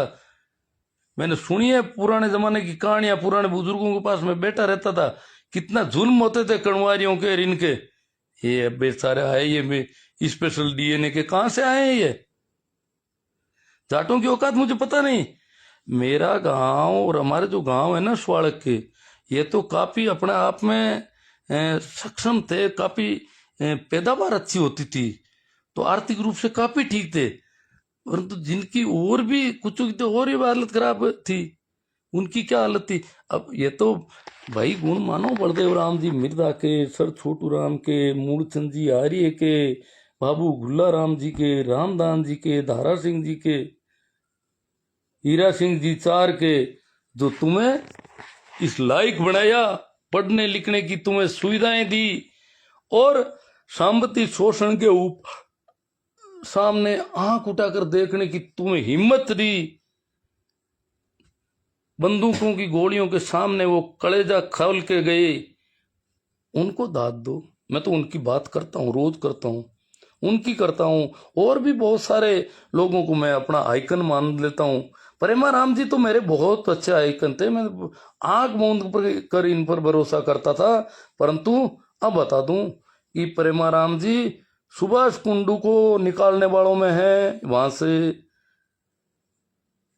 शिवदान जी को किसी भी हालत में आने, वो तो शिवदान जी को कल शाम को तो इन्होंने कहा कि यार शिवनारायण को तकलीफ हो गई है, तो मैं शिवदान जी को थोड़ा कह देता हूँ कि भाई वो टीकाराम जूड़ी नहीं आ रहे हैं, क्या आप आ जाओगे क्या?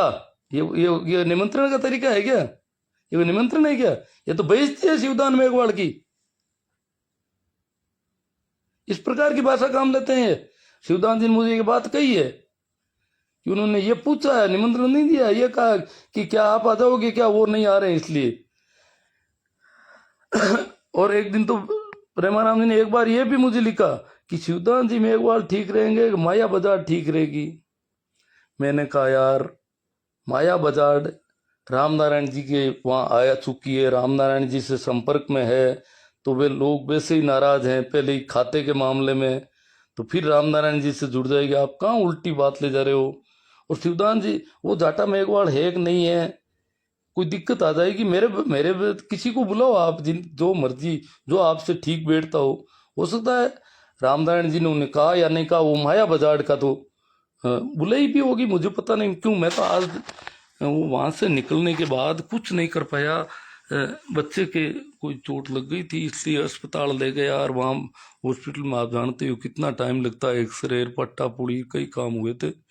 तो मैं तो उसमें लगा रहा, तब तक मेरा फ़ोन ही स्विच ऑफ हो गया।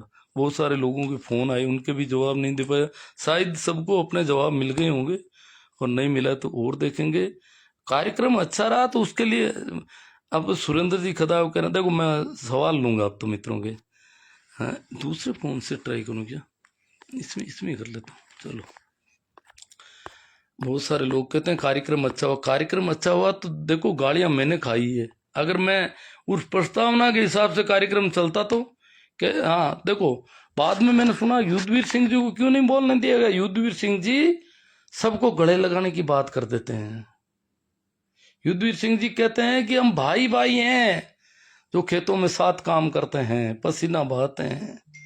हमारा और उनका आपस में मेल जोड़ है, आज से नहीं सदियों से है। वो हमारे काम आते हैं, हम उनके काम आते हैं। ऐसी बातें युद्धवीर सिंह जी कहते हैं। अब अच्छे डीएनए वाले लोगों को युद्धवीर सिंह जी की तो हाइट भी खूब है, ठीक है, वो तो मजबूत भी है, गोरे भी हैं, सब ठीक है, पर फिर भी अच्छे डीएनए वाले तो वो छोटे छोटे हैं, तो भी उनका तो डीएनए उछल रहा था। प्रस्तावना में मैंने देखा डीएनए बाहर आ रहा था। फिर पता नहीं क्या करेंगे ये लोग डीएनए वाले, कल को समाज को बहुत गंदी दिशा में नहीं ले जाए, इसलिए मैंने गालियां खाना स्वीकार किया। इसलिए मैंने कितने फोन आए कह नहीं सकता। उन फोन वालों ने मुझे कहा कि आपके पैर पड़ते हैं, आप पोस्ट मिटा दो। पोस्ट क्यों की? सभी बहुत सारे लोग कहते हैं पोस्ट क्यों की? नाराजगी है तो आपको चुपचाप घर चले जाना चाहिए था, मंच पर आकर कह देना चाहिए था। आपको भाषण देना तो भाषण दे देना चाहिए था। अरे मेरे को क्या भाषण देना? मंच पर आकर के कहने से, मेरे कहने से वो काम नहीं रुकता। वो अपना करके छोड़ते। युद्धवीर सिंह जी का भाषण रोक रहे थे। अखिल भारतीय जाट महासभा के महासचिव युद्धवीर सिंह जी का भाषण 2 बार रोकने की कोशिश की, मैंने सुना है ऐसा।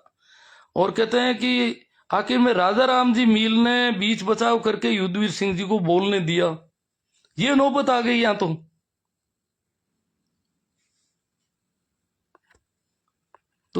तो मुझे वहां कौन बोलने देता? फिर मेरे को बोलना ही क्यों? मेरे पास तो मेरा फोन पड़ा है, मैं तो यही बोल दूंगा। चलो अब बात करते हैं। भाई चौधरी पवन जी पूनिया, महेंद्र जी जाकर पटरी मत बेड़ो सर जी, हम आज का सुनना चाहते हैं आपसे। हाँ तो सुना रहा हूँ ना मैं तो। पटरी क्या, ये सब कथा है। मनीष कुमार कहते हैं कथा है। अब देखो और कमेंट कैसे आएंगे मेरे सामने, मैं ये देखता हूँ। तेरे फोन में कमेंट आ सकते हैं, इसमें देखता हूँ।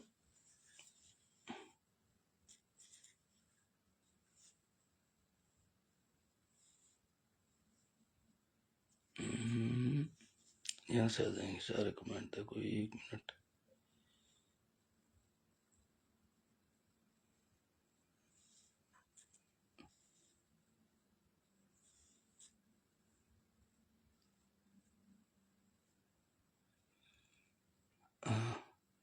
आज मुद्दे की बात पर आओ महिपाल जी। महिपाल जी हाँ, मुद्दे की बात तो सुन ली होगी, मैंने काफी बातें कह दी है शायद इस दरमियान।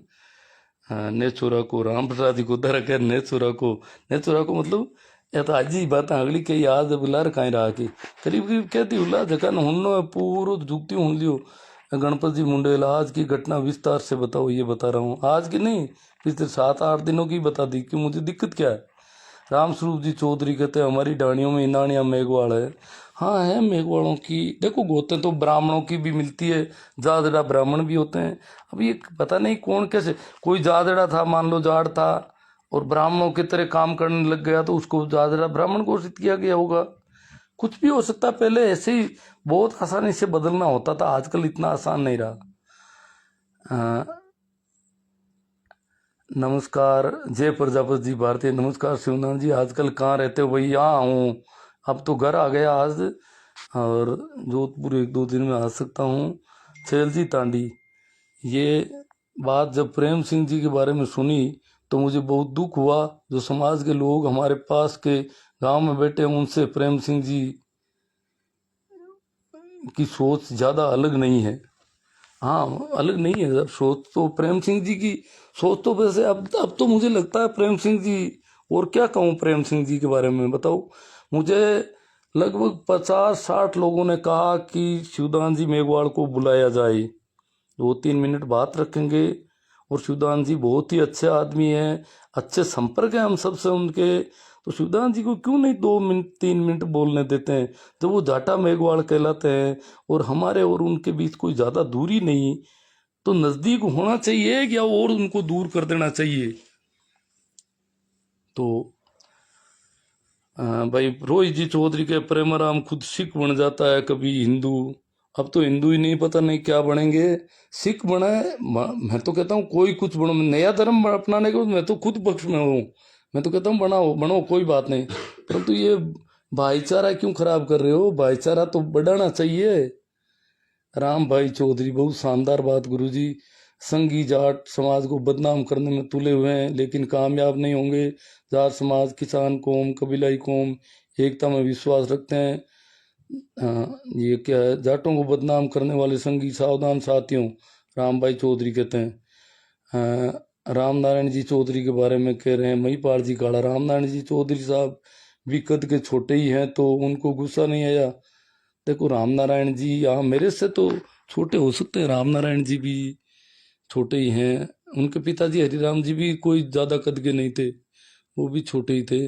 छोटे ही थे पहले, क्या खान पान की सारी, अरे बड़ी मुश्किल से हम बड़े हुए हैं। ये कोई बात, ये डीएनए फीएनए की बीमारी तो पता नहीं कब किसका डीएनए चेक हुआ है, मुझे तो पता ही नहीं। ये तो बकवास खड़ी कर रखी है उन्होंने। ये आपसी भाईचारा खराब करने की कोशिश कर रहे हैं। कभी तो कहते हैं जाट राजपूत भाईचारा करो, अरे तो अपने छोटे भाइयों को भी तो भाईचारा करो। तुम बड़े बड़े खतरनाक लोग भाईचारा करके मारोगे क्या दूसरों को? पहले उनको तो गले लगाओ बेचारों को। रामायण जी हमारा बहुत बड़ा सौभाग्य है, गुरुदेव शिवनारायण जी का आशीर्वाद मिल रहा है। महिपाल जी डारा कह रहे हैं। रामसू जी जो जिसकी की मुझे पहले आशंका थी वही हुआ, छेल जी तांडी कह रहे हैं। नहीं, अच्छा हो गया कार्यक्रम। मैं कहता हूँ छेल जी, अगर मैं ये मेरे ऊपर नहीं लूं तो कार्यक्रम खराब होता। कार्यक्रम अच्छा हो गया। युद्धवीर सिंह जी भी पूरा बोल गए, चाहे वो बीच बचाव करके कैसे ही करके उन्होंने, युद्धवीर सिंह जी ने कहते हैं कि काफी अच्छी बातें कही है। मैं तो सुन नहीं पाया अभी, अब मैं सुनूंगा, सभी को सुनूंगा। मुझे तो दबाव आ रहा था उनका, भाई नीरज जी बेनीवाल का, कि हमारा सुनो। नीरज जी बेनीवाल बहुत अच्छा बोले, बहुत ही अच्छी तैयारी के साथ आए, बहुत अच्छा बोले। परंतु वो डीएनए और वो जो नारी अलग से जो कर रहे थे, वो एक दूरी बनाने की कोशिश कर रहे थे, तब मुझे बुरा लगा। अरे यार, इस आज के कार्यक्रम की प्रस्तावना में ये बात है। कुछ लोग कह रहे हैं एक आदमी से गलती हो जाती है। एक आदमी कोई बोल जाता तो उसका कोई बात नहीं है। प्रस्तावना जब पढ़ी जाती है तो वो पूरे कार्यक्रम की रूपरेखा होती है, उसमें पूरे कार्यक्रम का सार होती है, पूरे कार्यक्रम की आत्मा होती है प्रस्तावना, और प्रस्तावना में ये बातें कही गई है। राम नारायण जी भाई लास्ट में युद्धवीर सिंह जी ने आयोजकों की बहुत कुछ कहा भी। युद्धवीर सिंह जी ने भी आयोजकों को कुछ कहा है, ऐसा कहने को कह सकते हैं। देखो युद्धवीर सिंह जी तो बड़े आदमी हैं। मैं तो आयोजकों को, मुझे पता है, मैं जाके आयोजकों को तो कौन सुनता। मुझे तो इधर लोग पकड़ लेते, कोई पुलिस वालों को बुला लेते, यहीं पकड़ लेते। क्यों, मैं तो मंच के आसपास तो मैं जाता ही नहीं, और पीछे से बोबड़ा करूं तो पकड़ के बिठा देते नीचा, और पकड़ के जाट भी साहब मितली में ले जाके कमरे में बिठा देते, क्या वहां साहब यूं क्या कर रहे हैं। तो मैं तो इसलिए चुपचाप मेरा निकल गया, और मेरा काम मैंने कर दिया, ताकि ये सम्मेलन जो हमारा पैसा लगा था समाज का, वो उल्टी दिशा में नहीं जाए, और मैंने इसको उल्टी दिशा में जाने से बचा लिया। मैंने चाहे कितनी भी गालियां खाई हो, इसको सही दिशा में रखा। गुरु जी नमस्कार। कन्हैयालाल जी राणा, आप हमारे बुजुर्ग हैं, प्रेम जी ने हमारा विश्वास तोड़ा है, बहुत विशाल था। रामस्वरूप जी चौधरी कह रहे हैं, आपको सैल्यूट करता हूँ। तेजा जी चौधरी, सोहन जी, छेला जी तांडी। ये जब प्रेम सिंह जी के बाद, हाँ वो आगे बात। अब क्या है कि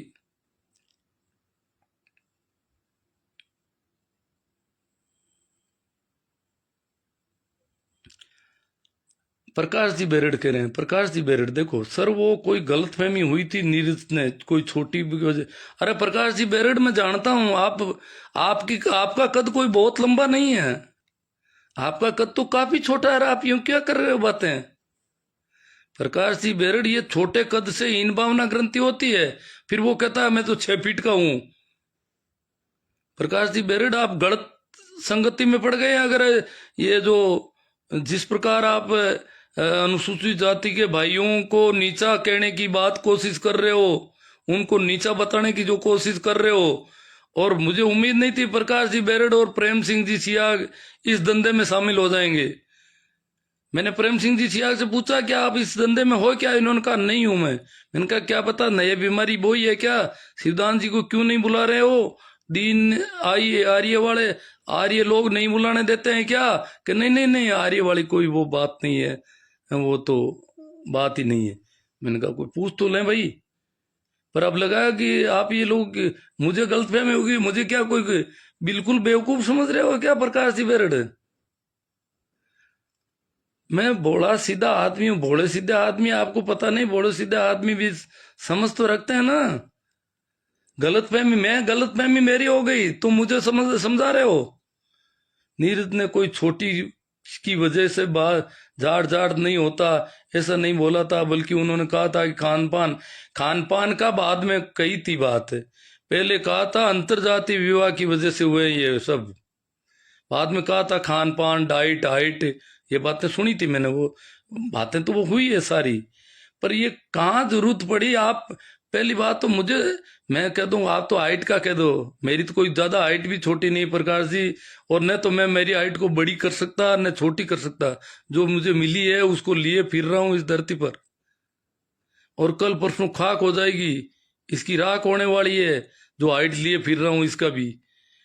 परंतु आप लोग जो ऊंच नीच का भाव पैदा करना चाहते हो और हमारा जो मेल जोड़ तोड़ना चाहते हो, ये ठीक बात नहीं है। हमारे तो काम आते हैं आपस में, हम तो काम आते हैं एक दूसरे के, हर वक्त काम आते हैं जितना आ सके। मैं लगता है कुछ लोगों को मैं ब्राह्मणों के खिलाफ हूं या मैं किसी के भी कभी खिलाफ हूं ही नहीं। ये सिर्फ कम बुद्धि, ऐसे आज लोग कह देंगे जाटों के खिलाफ है, जाटों के कार्यक्रम में इसने विघ्न पैदा कर दिया। मैं क्या जाटों के खिलाफ हूँ, क्या मेघवाड़ों के खिलाफ हूँ? मेरी सोच बिल्कुल अलग तरह की है, आप समझ नहीं पाए। अमेरिका के रेड इंडियन को हराने के लिए, जमीनें कब्जाने के लिए वहां की सरकार ने फूड में मिलावट करनी शुरू कर दी और वो छोटे हो गए। अरे वो सब कहानियां मैं जानता हूँ। रेड इंडियन बेचारे गिनती के लोग थे, बहुत ही जंगली स्थिति में थे। जब कोलंबस 1492 में भूल से अमेरिका चला गया था। रेड इंडियन नाम क्यों पड़ा पता है आपको प्रकाश जी? कितना आपका हिस्ट्री और भूगोल का नॉलेज है? अटलांटिक महासागर से पुर्तगाल के नाविक अटलांटिक महासागर में नावें चलाते थे, और पुर्तगाल के नाविकों ने जब वो नाव से बहुत दूर समुद्र में चले जाते थे तो वहां एक किनारे पर एक पहाड़ था, वो आधा दिखने लगता। फिर और आगे जाते तो उसकी थोड़ी सी चोटी दिखाई देती, और फिर और आगे जाते तो पहाड़ बिल्कुल दिखना बंद होता। उन्होंने कहा क्या बात है, पहाड़ क्यों नहीं दिखता है? इसका मतलब पानी गोल है। पानी जो समुद्रों का पानी है वो भी गोल स्थिति में, सीधी रेखा में नहीं है। समुद्र के पानी का ऊपर का तल है वो गोल। कोई गिलास का पानी भी सीधी रेखा में, सरल रेखा में कभी नहीं हो सकता। गुरुत्वाकर्षण से पृथ्वी के केंद्र में खिंचाव एक समान पड़ता है चारों ओर से, इसलिए वो गोल है। और पुर्तगाल के लोगों ने कहा कि धरती गोल है, समुद्र गोल है, और भारत है तो पूर्व में, पर अगर पश्चिम में जाएं तो भी भारत आ जाएगा, क्योंकि गोल है तो इधर से जाएं तो भी आएगा, इधर से जाएं तो भी आएगा। परंतु वो अंध महासागर कहलाता था, क्योंकि उस महासागर का दूसरा किनारा कभी किसी नाविक ने देखा नहीं था, तो कि दूसरे किनारे जाएंगे तो भारत आ जाएगा। इस उम्मीद में कोलंबस ने वहां से यात्रा शुरू की थी। 3 महीने का राशन लेकर के वो गए थे, और बड़ी मुश्किल से वो बोस्टन के आसपास, जहां होप अंतरिप कहलाता है, वहां वो पहुंचे थे और जिंदा बचे थे। आपस में लोगों ने, वो क्यों कप्तान था कोलंबस उस नाव का 300 आदमियों का, तो बाकी के लोगों ने प्लानिंग शुरू कर दी कि हम तो तुझे खाएंगे, भूख से मर रहे हैं इतने दिनों से, खाना पानी 3 महीने का राशन पानी खत्म हो गया तो तुझे खाएंगे, ये नौबत आ गई थी। और बड़ी मुश्किल से वो एक किनारे पर पहुंचे। वहां जब अंदर जमीन पर आगे गई, क्योंकि जमीन में वास्को डी गामा बहुत लंबी यात्रा करके आया, पर वो धरती के पास आया था। धरती के पास आते हो तो रुक जाते हो, कहीं से भी भोजन की सामग्री और लदान कर लेते हो जहाज में, भोजन पानी लदान किया और आगे रवाना हुए। फिर भोजन पानी लदान किया और आगे, वो समुद्र के पास पास अफ्रीका के किनारे किनारे चला था। परंतु कोलंबस एक अंधे महासागर में, अटलांटिक महासागर में चला गया था और बड़ी मुश्किल से वो लोग जीवित बचे, उनका बेड़ा। और वहां उन लोगों ने जब आगे जाके रेड रेड कलर के लोगों को देखा तो उन्होंने कहा इस किनारे के इंडियन जो है रेड है, रेड इंडियन नाम पड़ा। वेस्ट इंडीज, रेड इंडियन, ये सब इंडिया के धोखे में नाम पड़े हुए सारे, क्योंकि वो इंडिया की खोज कर रहे थे। भूल से अमेरिका मिल गया, नई दुनिया मिल गई उनको। रामपाल जाट, ओम प्रकाश जी सेवदास साहब, आज इन सभा को समाज का क्या मिला? समाज को बहुत कुछ मिलेगा, बहुत कुछ मिलेगा। बहुत गलत हो जाता, बहुत ठीक हो गया। मैंने मेरे सिर पर लिया सारा भार। फिर युद्धवीर सिंह जी ने बहुत ही अच्छी बातें कई बताते हैं, तो इसलिए समाज को मिलेगा, ऐसी कोई बात नहीं है, चिंता ही मत करो। सोम तेजल चौधरी, आपको सैल्यूट करता हूँ। सुंदर जी जानी का उद्बोधन बहुत ही, हाँ बहुत अच्छा था। सुंदर श्याम सुंदर जी जानी बहुत ही अच्छे बोलने वाले। देखो अच्छा तो मैं प्रेम सिंह जी सियाग से तो अच्छा मैं किसी को मानता ही नहीं था।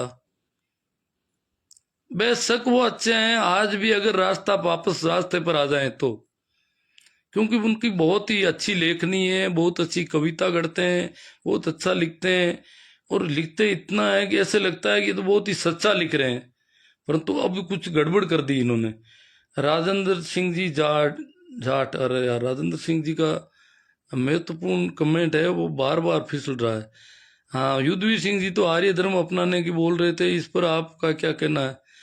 मैं आर्य धर्म की नहीं कह रहा हूँ, ये ऊंच नीच की बात जो ज्यादा चले। आर्य धर्म, युद्धवीर सिंह जी क्या कह रहे थे, ये ऊंच नीच की बात ये लोग कर रहे हैं, ये मैं देख जानता हूँ अच्छी तरह से।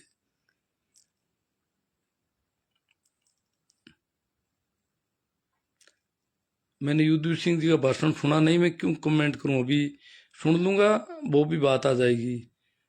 बहुत गलत किया, किताबें इंसान की जान होती है। हाँ हाँ, तो किताबें नहीं बेचनी थी, सुभाष जी कुंडू को किताबें क्यों नहीं बेचनी थी?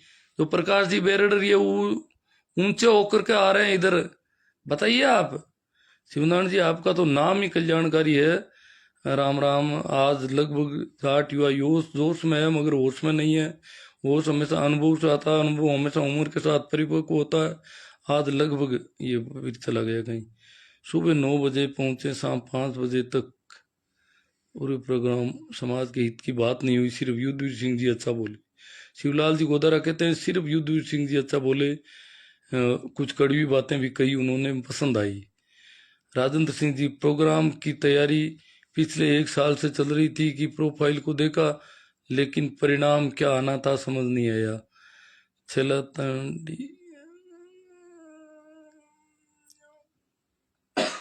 मंच पर क्या हुआ था भाई? मंच का मुझे पता, मैं तो आ गया जल्दी। वो वीडियो मैं देख नहीं पाया ना, मेरी आज घरेलू स्थितियां कुछ अलग थी।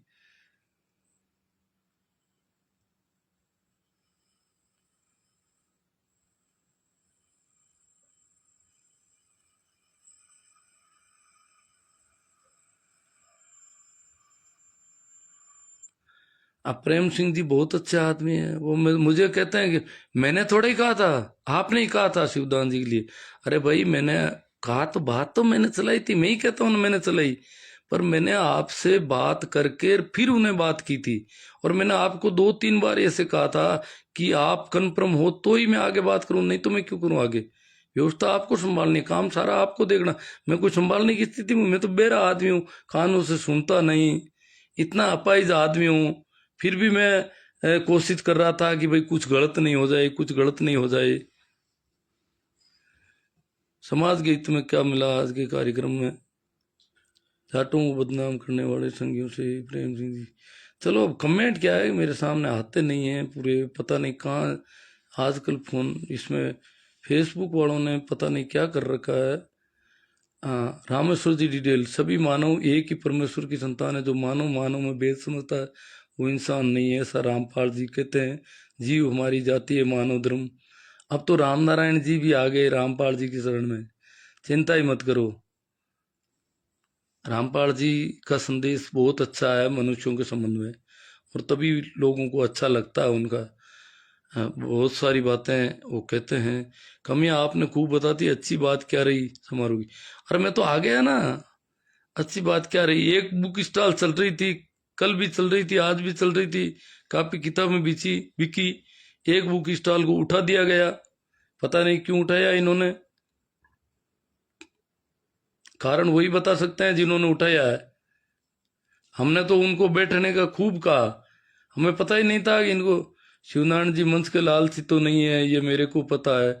महिपाल जी काड़ा कहते, महिपाल जी आप तो नागौर में कम रहते हैं, परंतु नागौर में जो लोग रहते हैं उनको पता है कि मैं मंच के पास भी कभी फटकता हूँ क्या, नहीं मैं बोलने की कोई इच्छा जाहिर करता हूँ। हाँ कभी कोई कह दे कि आपको कुछ बोलना है कह दो, वो सुन लेता हूँ, फिर मैं बोल देता हूँ।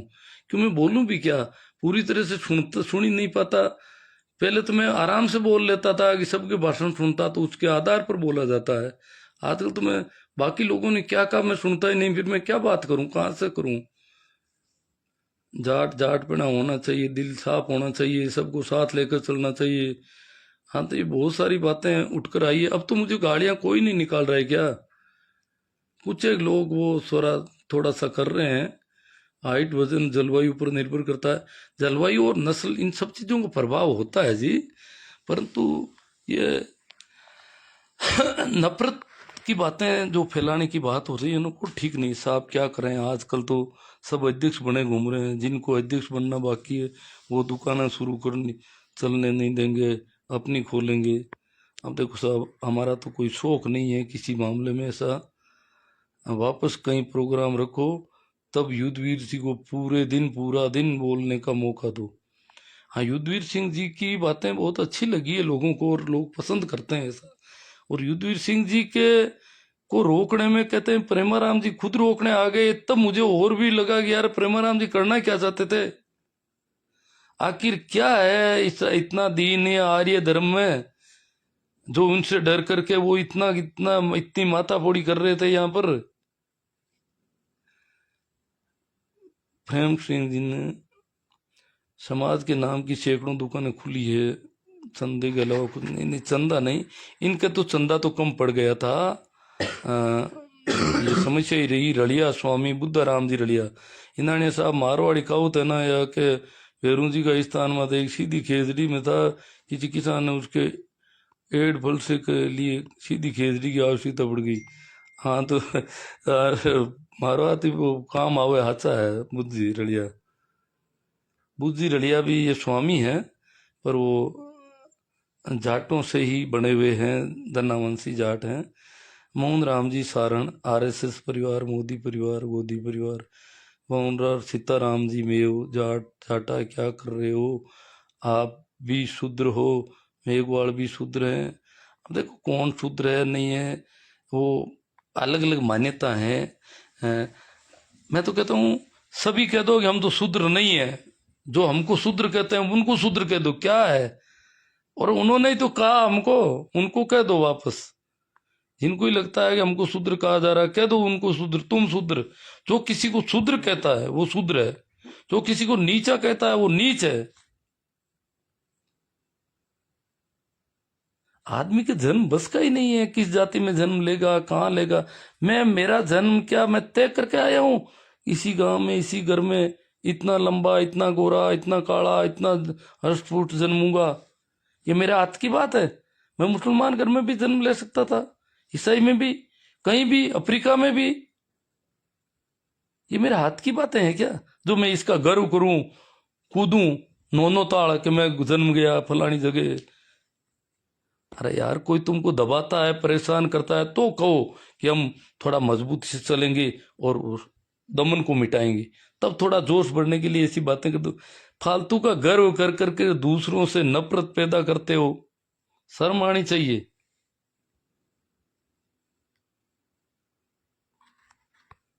अब क्या है कि कमेंट मेरे सामने आ नहीं रहे हैं, जरूरत पड़ी तो, और मैं कोई इतना मुझे लाइव करने का, काफी टाइम से मैंने लाइव बंद ही कर रखा था।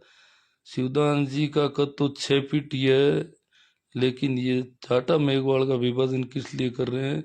मेघवालों के सब गोत्र समान है, वे जो विभाजन है वह थोपा हुआ ही है, पक्का है, या गहरा क्यों कर रहे हैं वो आप। अब देखो मुझे तो जैसा ठीक लगता है मैं तो बोल देता हूँ, कोई ज़्यादा नहीं जानता। प्रेमाराम सिया के बारे में आज हमने बताया, वो ज़्यादा दुख हुआ। अपना मार्गदर्शक मानता था छेल जी था, मैं तो खुद माने हो मारू तो कहता छोटा ही था, वही छोटा ही है। खैर छेल जी वही छोटा है प्रेम जी, पर मार्गदर्शक माना क्यों, ठीक आदमी समझदार है, पढ़िया लिखा है, बहुत हिम्मत है, काल तो बहुत भारी है, पर अब मन लागो अहंकार भी बहुत भारी है। मन क्या वो गाबो फाड़े गए था। अरे वाह भाई प्रेम जी, गजब का आदमी हो यार। और मन क्या मैं थोड़ी क्यों थाई कियो, मैं क्यों थोड़ी हो। अरे वाह, ये तो मन झूठू साबित कर दे ये हिसाब तो ये, मतलब मैं करूँ ही कौन फिर और था माडा ही शिवदान जी ने आगे कह दियो। मतलब इतनी दादागिरी की भाषा। मैं कोई छोटा सा दूध पीता बच्चा थोड़ा ही हूँ जो मुझे डांट दिया जाए या ऐसे कह दिया जाए। पर मैं क्या परवाह करता नहीं हूँ। सारी बातें हुई फिर भी, सारी बातें होने के बाद ही कल मैंने लाइव किया है छत पर चढ़ करके। मैंने कहा पैसों की जरूरत है, पैसों का काम पैसों से होगा, यहाँ पैसों की दिक्कत है। भंवरलाल जी आ रही है जब पैसों का कह रहे हैं तो सॉलिड बात है कि पैसों की कमी है और पैसों की जरूरत है। और इनके सबके चेहरे उतरे हुए दिख रहे थे मुझे, तो मुझे बड़ा यूं दया आ रही थी, बड़ी करुणा थी कि कैसे प्रबंध करेंगे। प्रेमाराम जी पहले भी एक बहुत बड़ा लॉस खा चुके हैं, इसलिए इसलिए मैंने ये सारा मैंने लाइव किया। मेरे पास पैसे नहीं थे, नहीं तो मैं पैसे दे देता, इतने पैसे मैं दे नहीं पाता क्योंकि 3-4 लाख रुपयों की कमी बताई जा रही थी उस समय, मुझे जिन्होंने बताया। मैं भंवरलाल जी आर्य के पीछे पीछे दौड़ा, मैंने कहा भंवरलाल जी पैसे कम पड़ रहे हैं, उनसे मेरे बात तो नहीं हो पाई, पर उन्होंने गर्दन से ही कुछ इशारा किया था। मैंने कहा कम पड़ रहे हैं, तो फिर मैंने कहा पहले यही काम करूँ।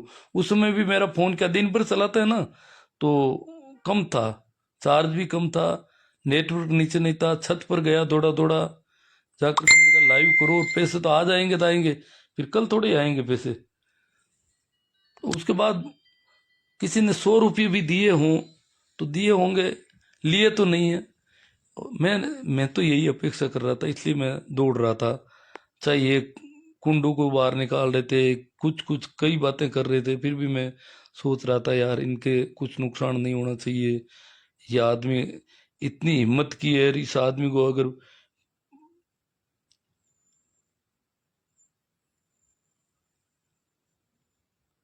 हरनिवास जी मेरिया मुद्दों पर चीर फाड़ करने वाले प्रस्तावों पर बात आगे बढ़ाई जाए। नहीं नहीं, अब बहुत हो गई बात, क्या आगे बढ़ाई जाए। I don't matter good night. Premaram ji की राजनीतिक रोटियां, मुझे प्रेमाराम जी की राजनीति भी कुछ नहीं दिख रही, पता समझ में नहीं आ रहा है सारा ये मामला। इनको डीएनए की क्या, इनकी हीन भावना ग्रंथि है क्या, छोटे पड़ गए। मैं तो कभी ऊंचा होने की कोशिश करते, मैं तो साइड में रास्ते में कहीं पीछे आगे कहीं भी चल लेते हैं हम तो, कोई मैं तो छोटे बच्चों के साथ भी खेलता रहता हूँ पूरी जिंदगी छोटे बच्चों के साथ रहे, इसलिए छोटे बच्चों की तरह रहना पसंद करता हूँ, तो छोटे बच्चों की तरह ही रहता हूँ। मैं कहीं भी यूं ऊंचा होकर के ये मंचों की बातें कर रहे हैं, ये सोच रहे हैं ये भी कोई ऐसा ही हो तो होगा हमारी तरह मंच की लालसा में गुस्सा करके भाग गया।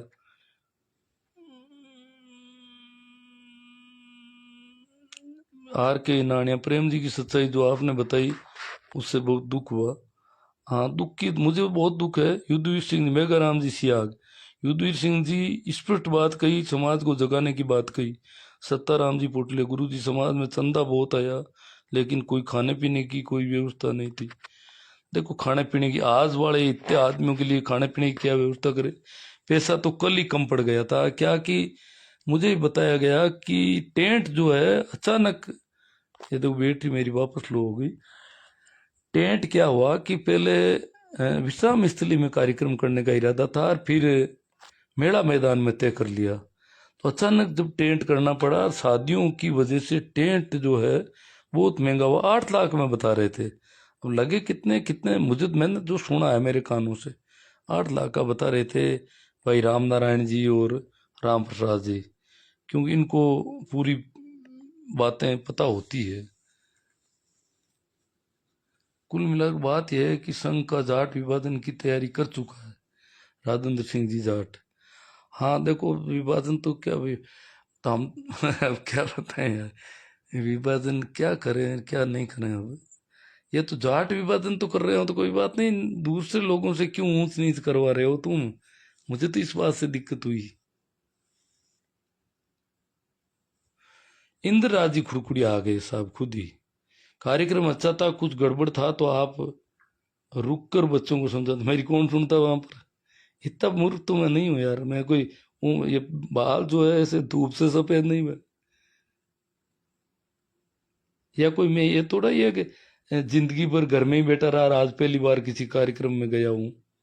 बहुत सारे कार्यक्रम देखे हैं मैंने, कैसे होता है भीड़ में। 150 20 30 आदमी होते हैं, उनको भी लोग चुप करके एक तरफ ले जाते हैं।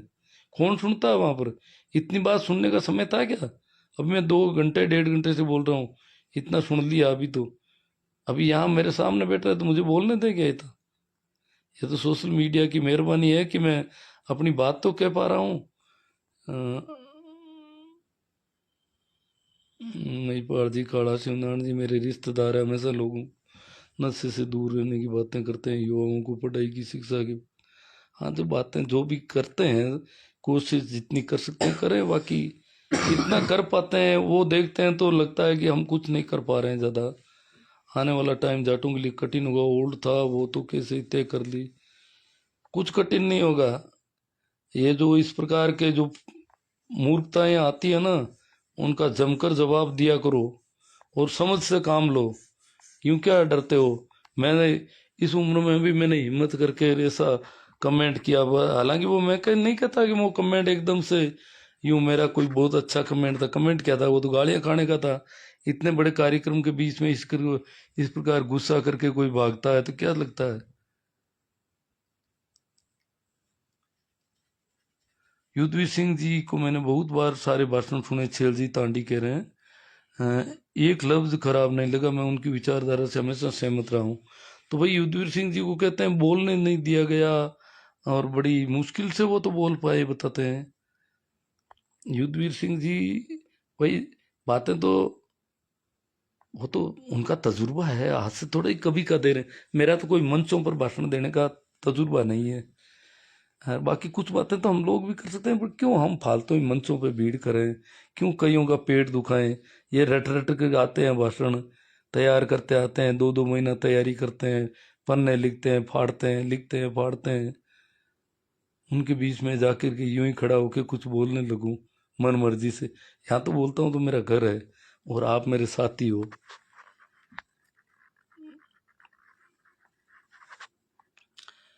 ठीक साहब, थैंक यू, राम राम, प्रणाम, नमस्कार। अच्छी लगे सुना काफी। मुझे यहाँ सीधे किसी ने नहीं कहा कि आप बहुत गलत बोलते हो। जितनी गालियाँ उससे मिली उससे ज्यादा शाबाशियाँ यहाँ मिल गई वापस।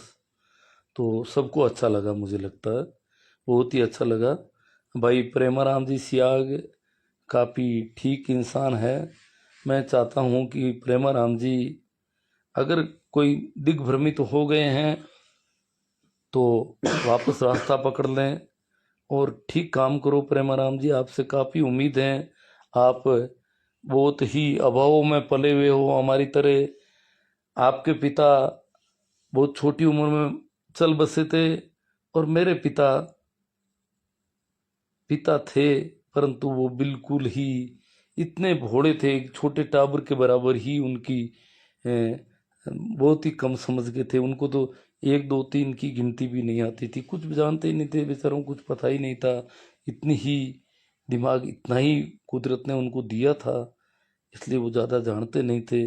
तो वो हमारे ऊपर भी जैसे ही दादा चल बसे, हमारे ऊपर भी खूब जिम्मेवारियां आ गई। ठीक है, थैंक यू, धन्यवाद।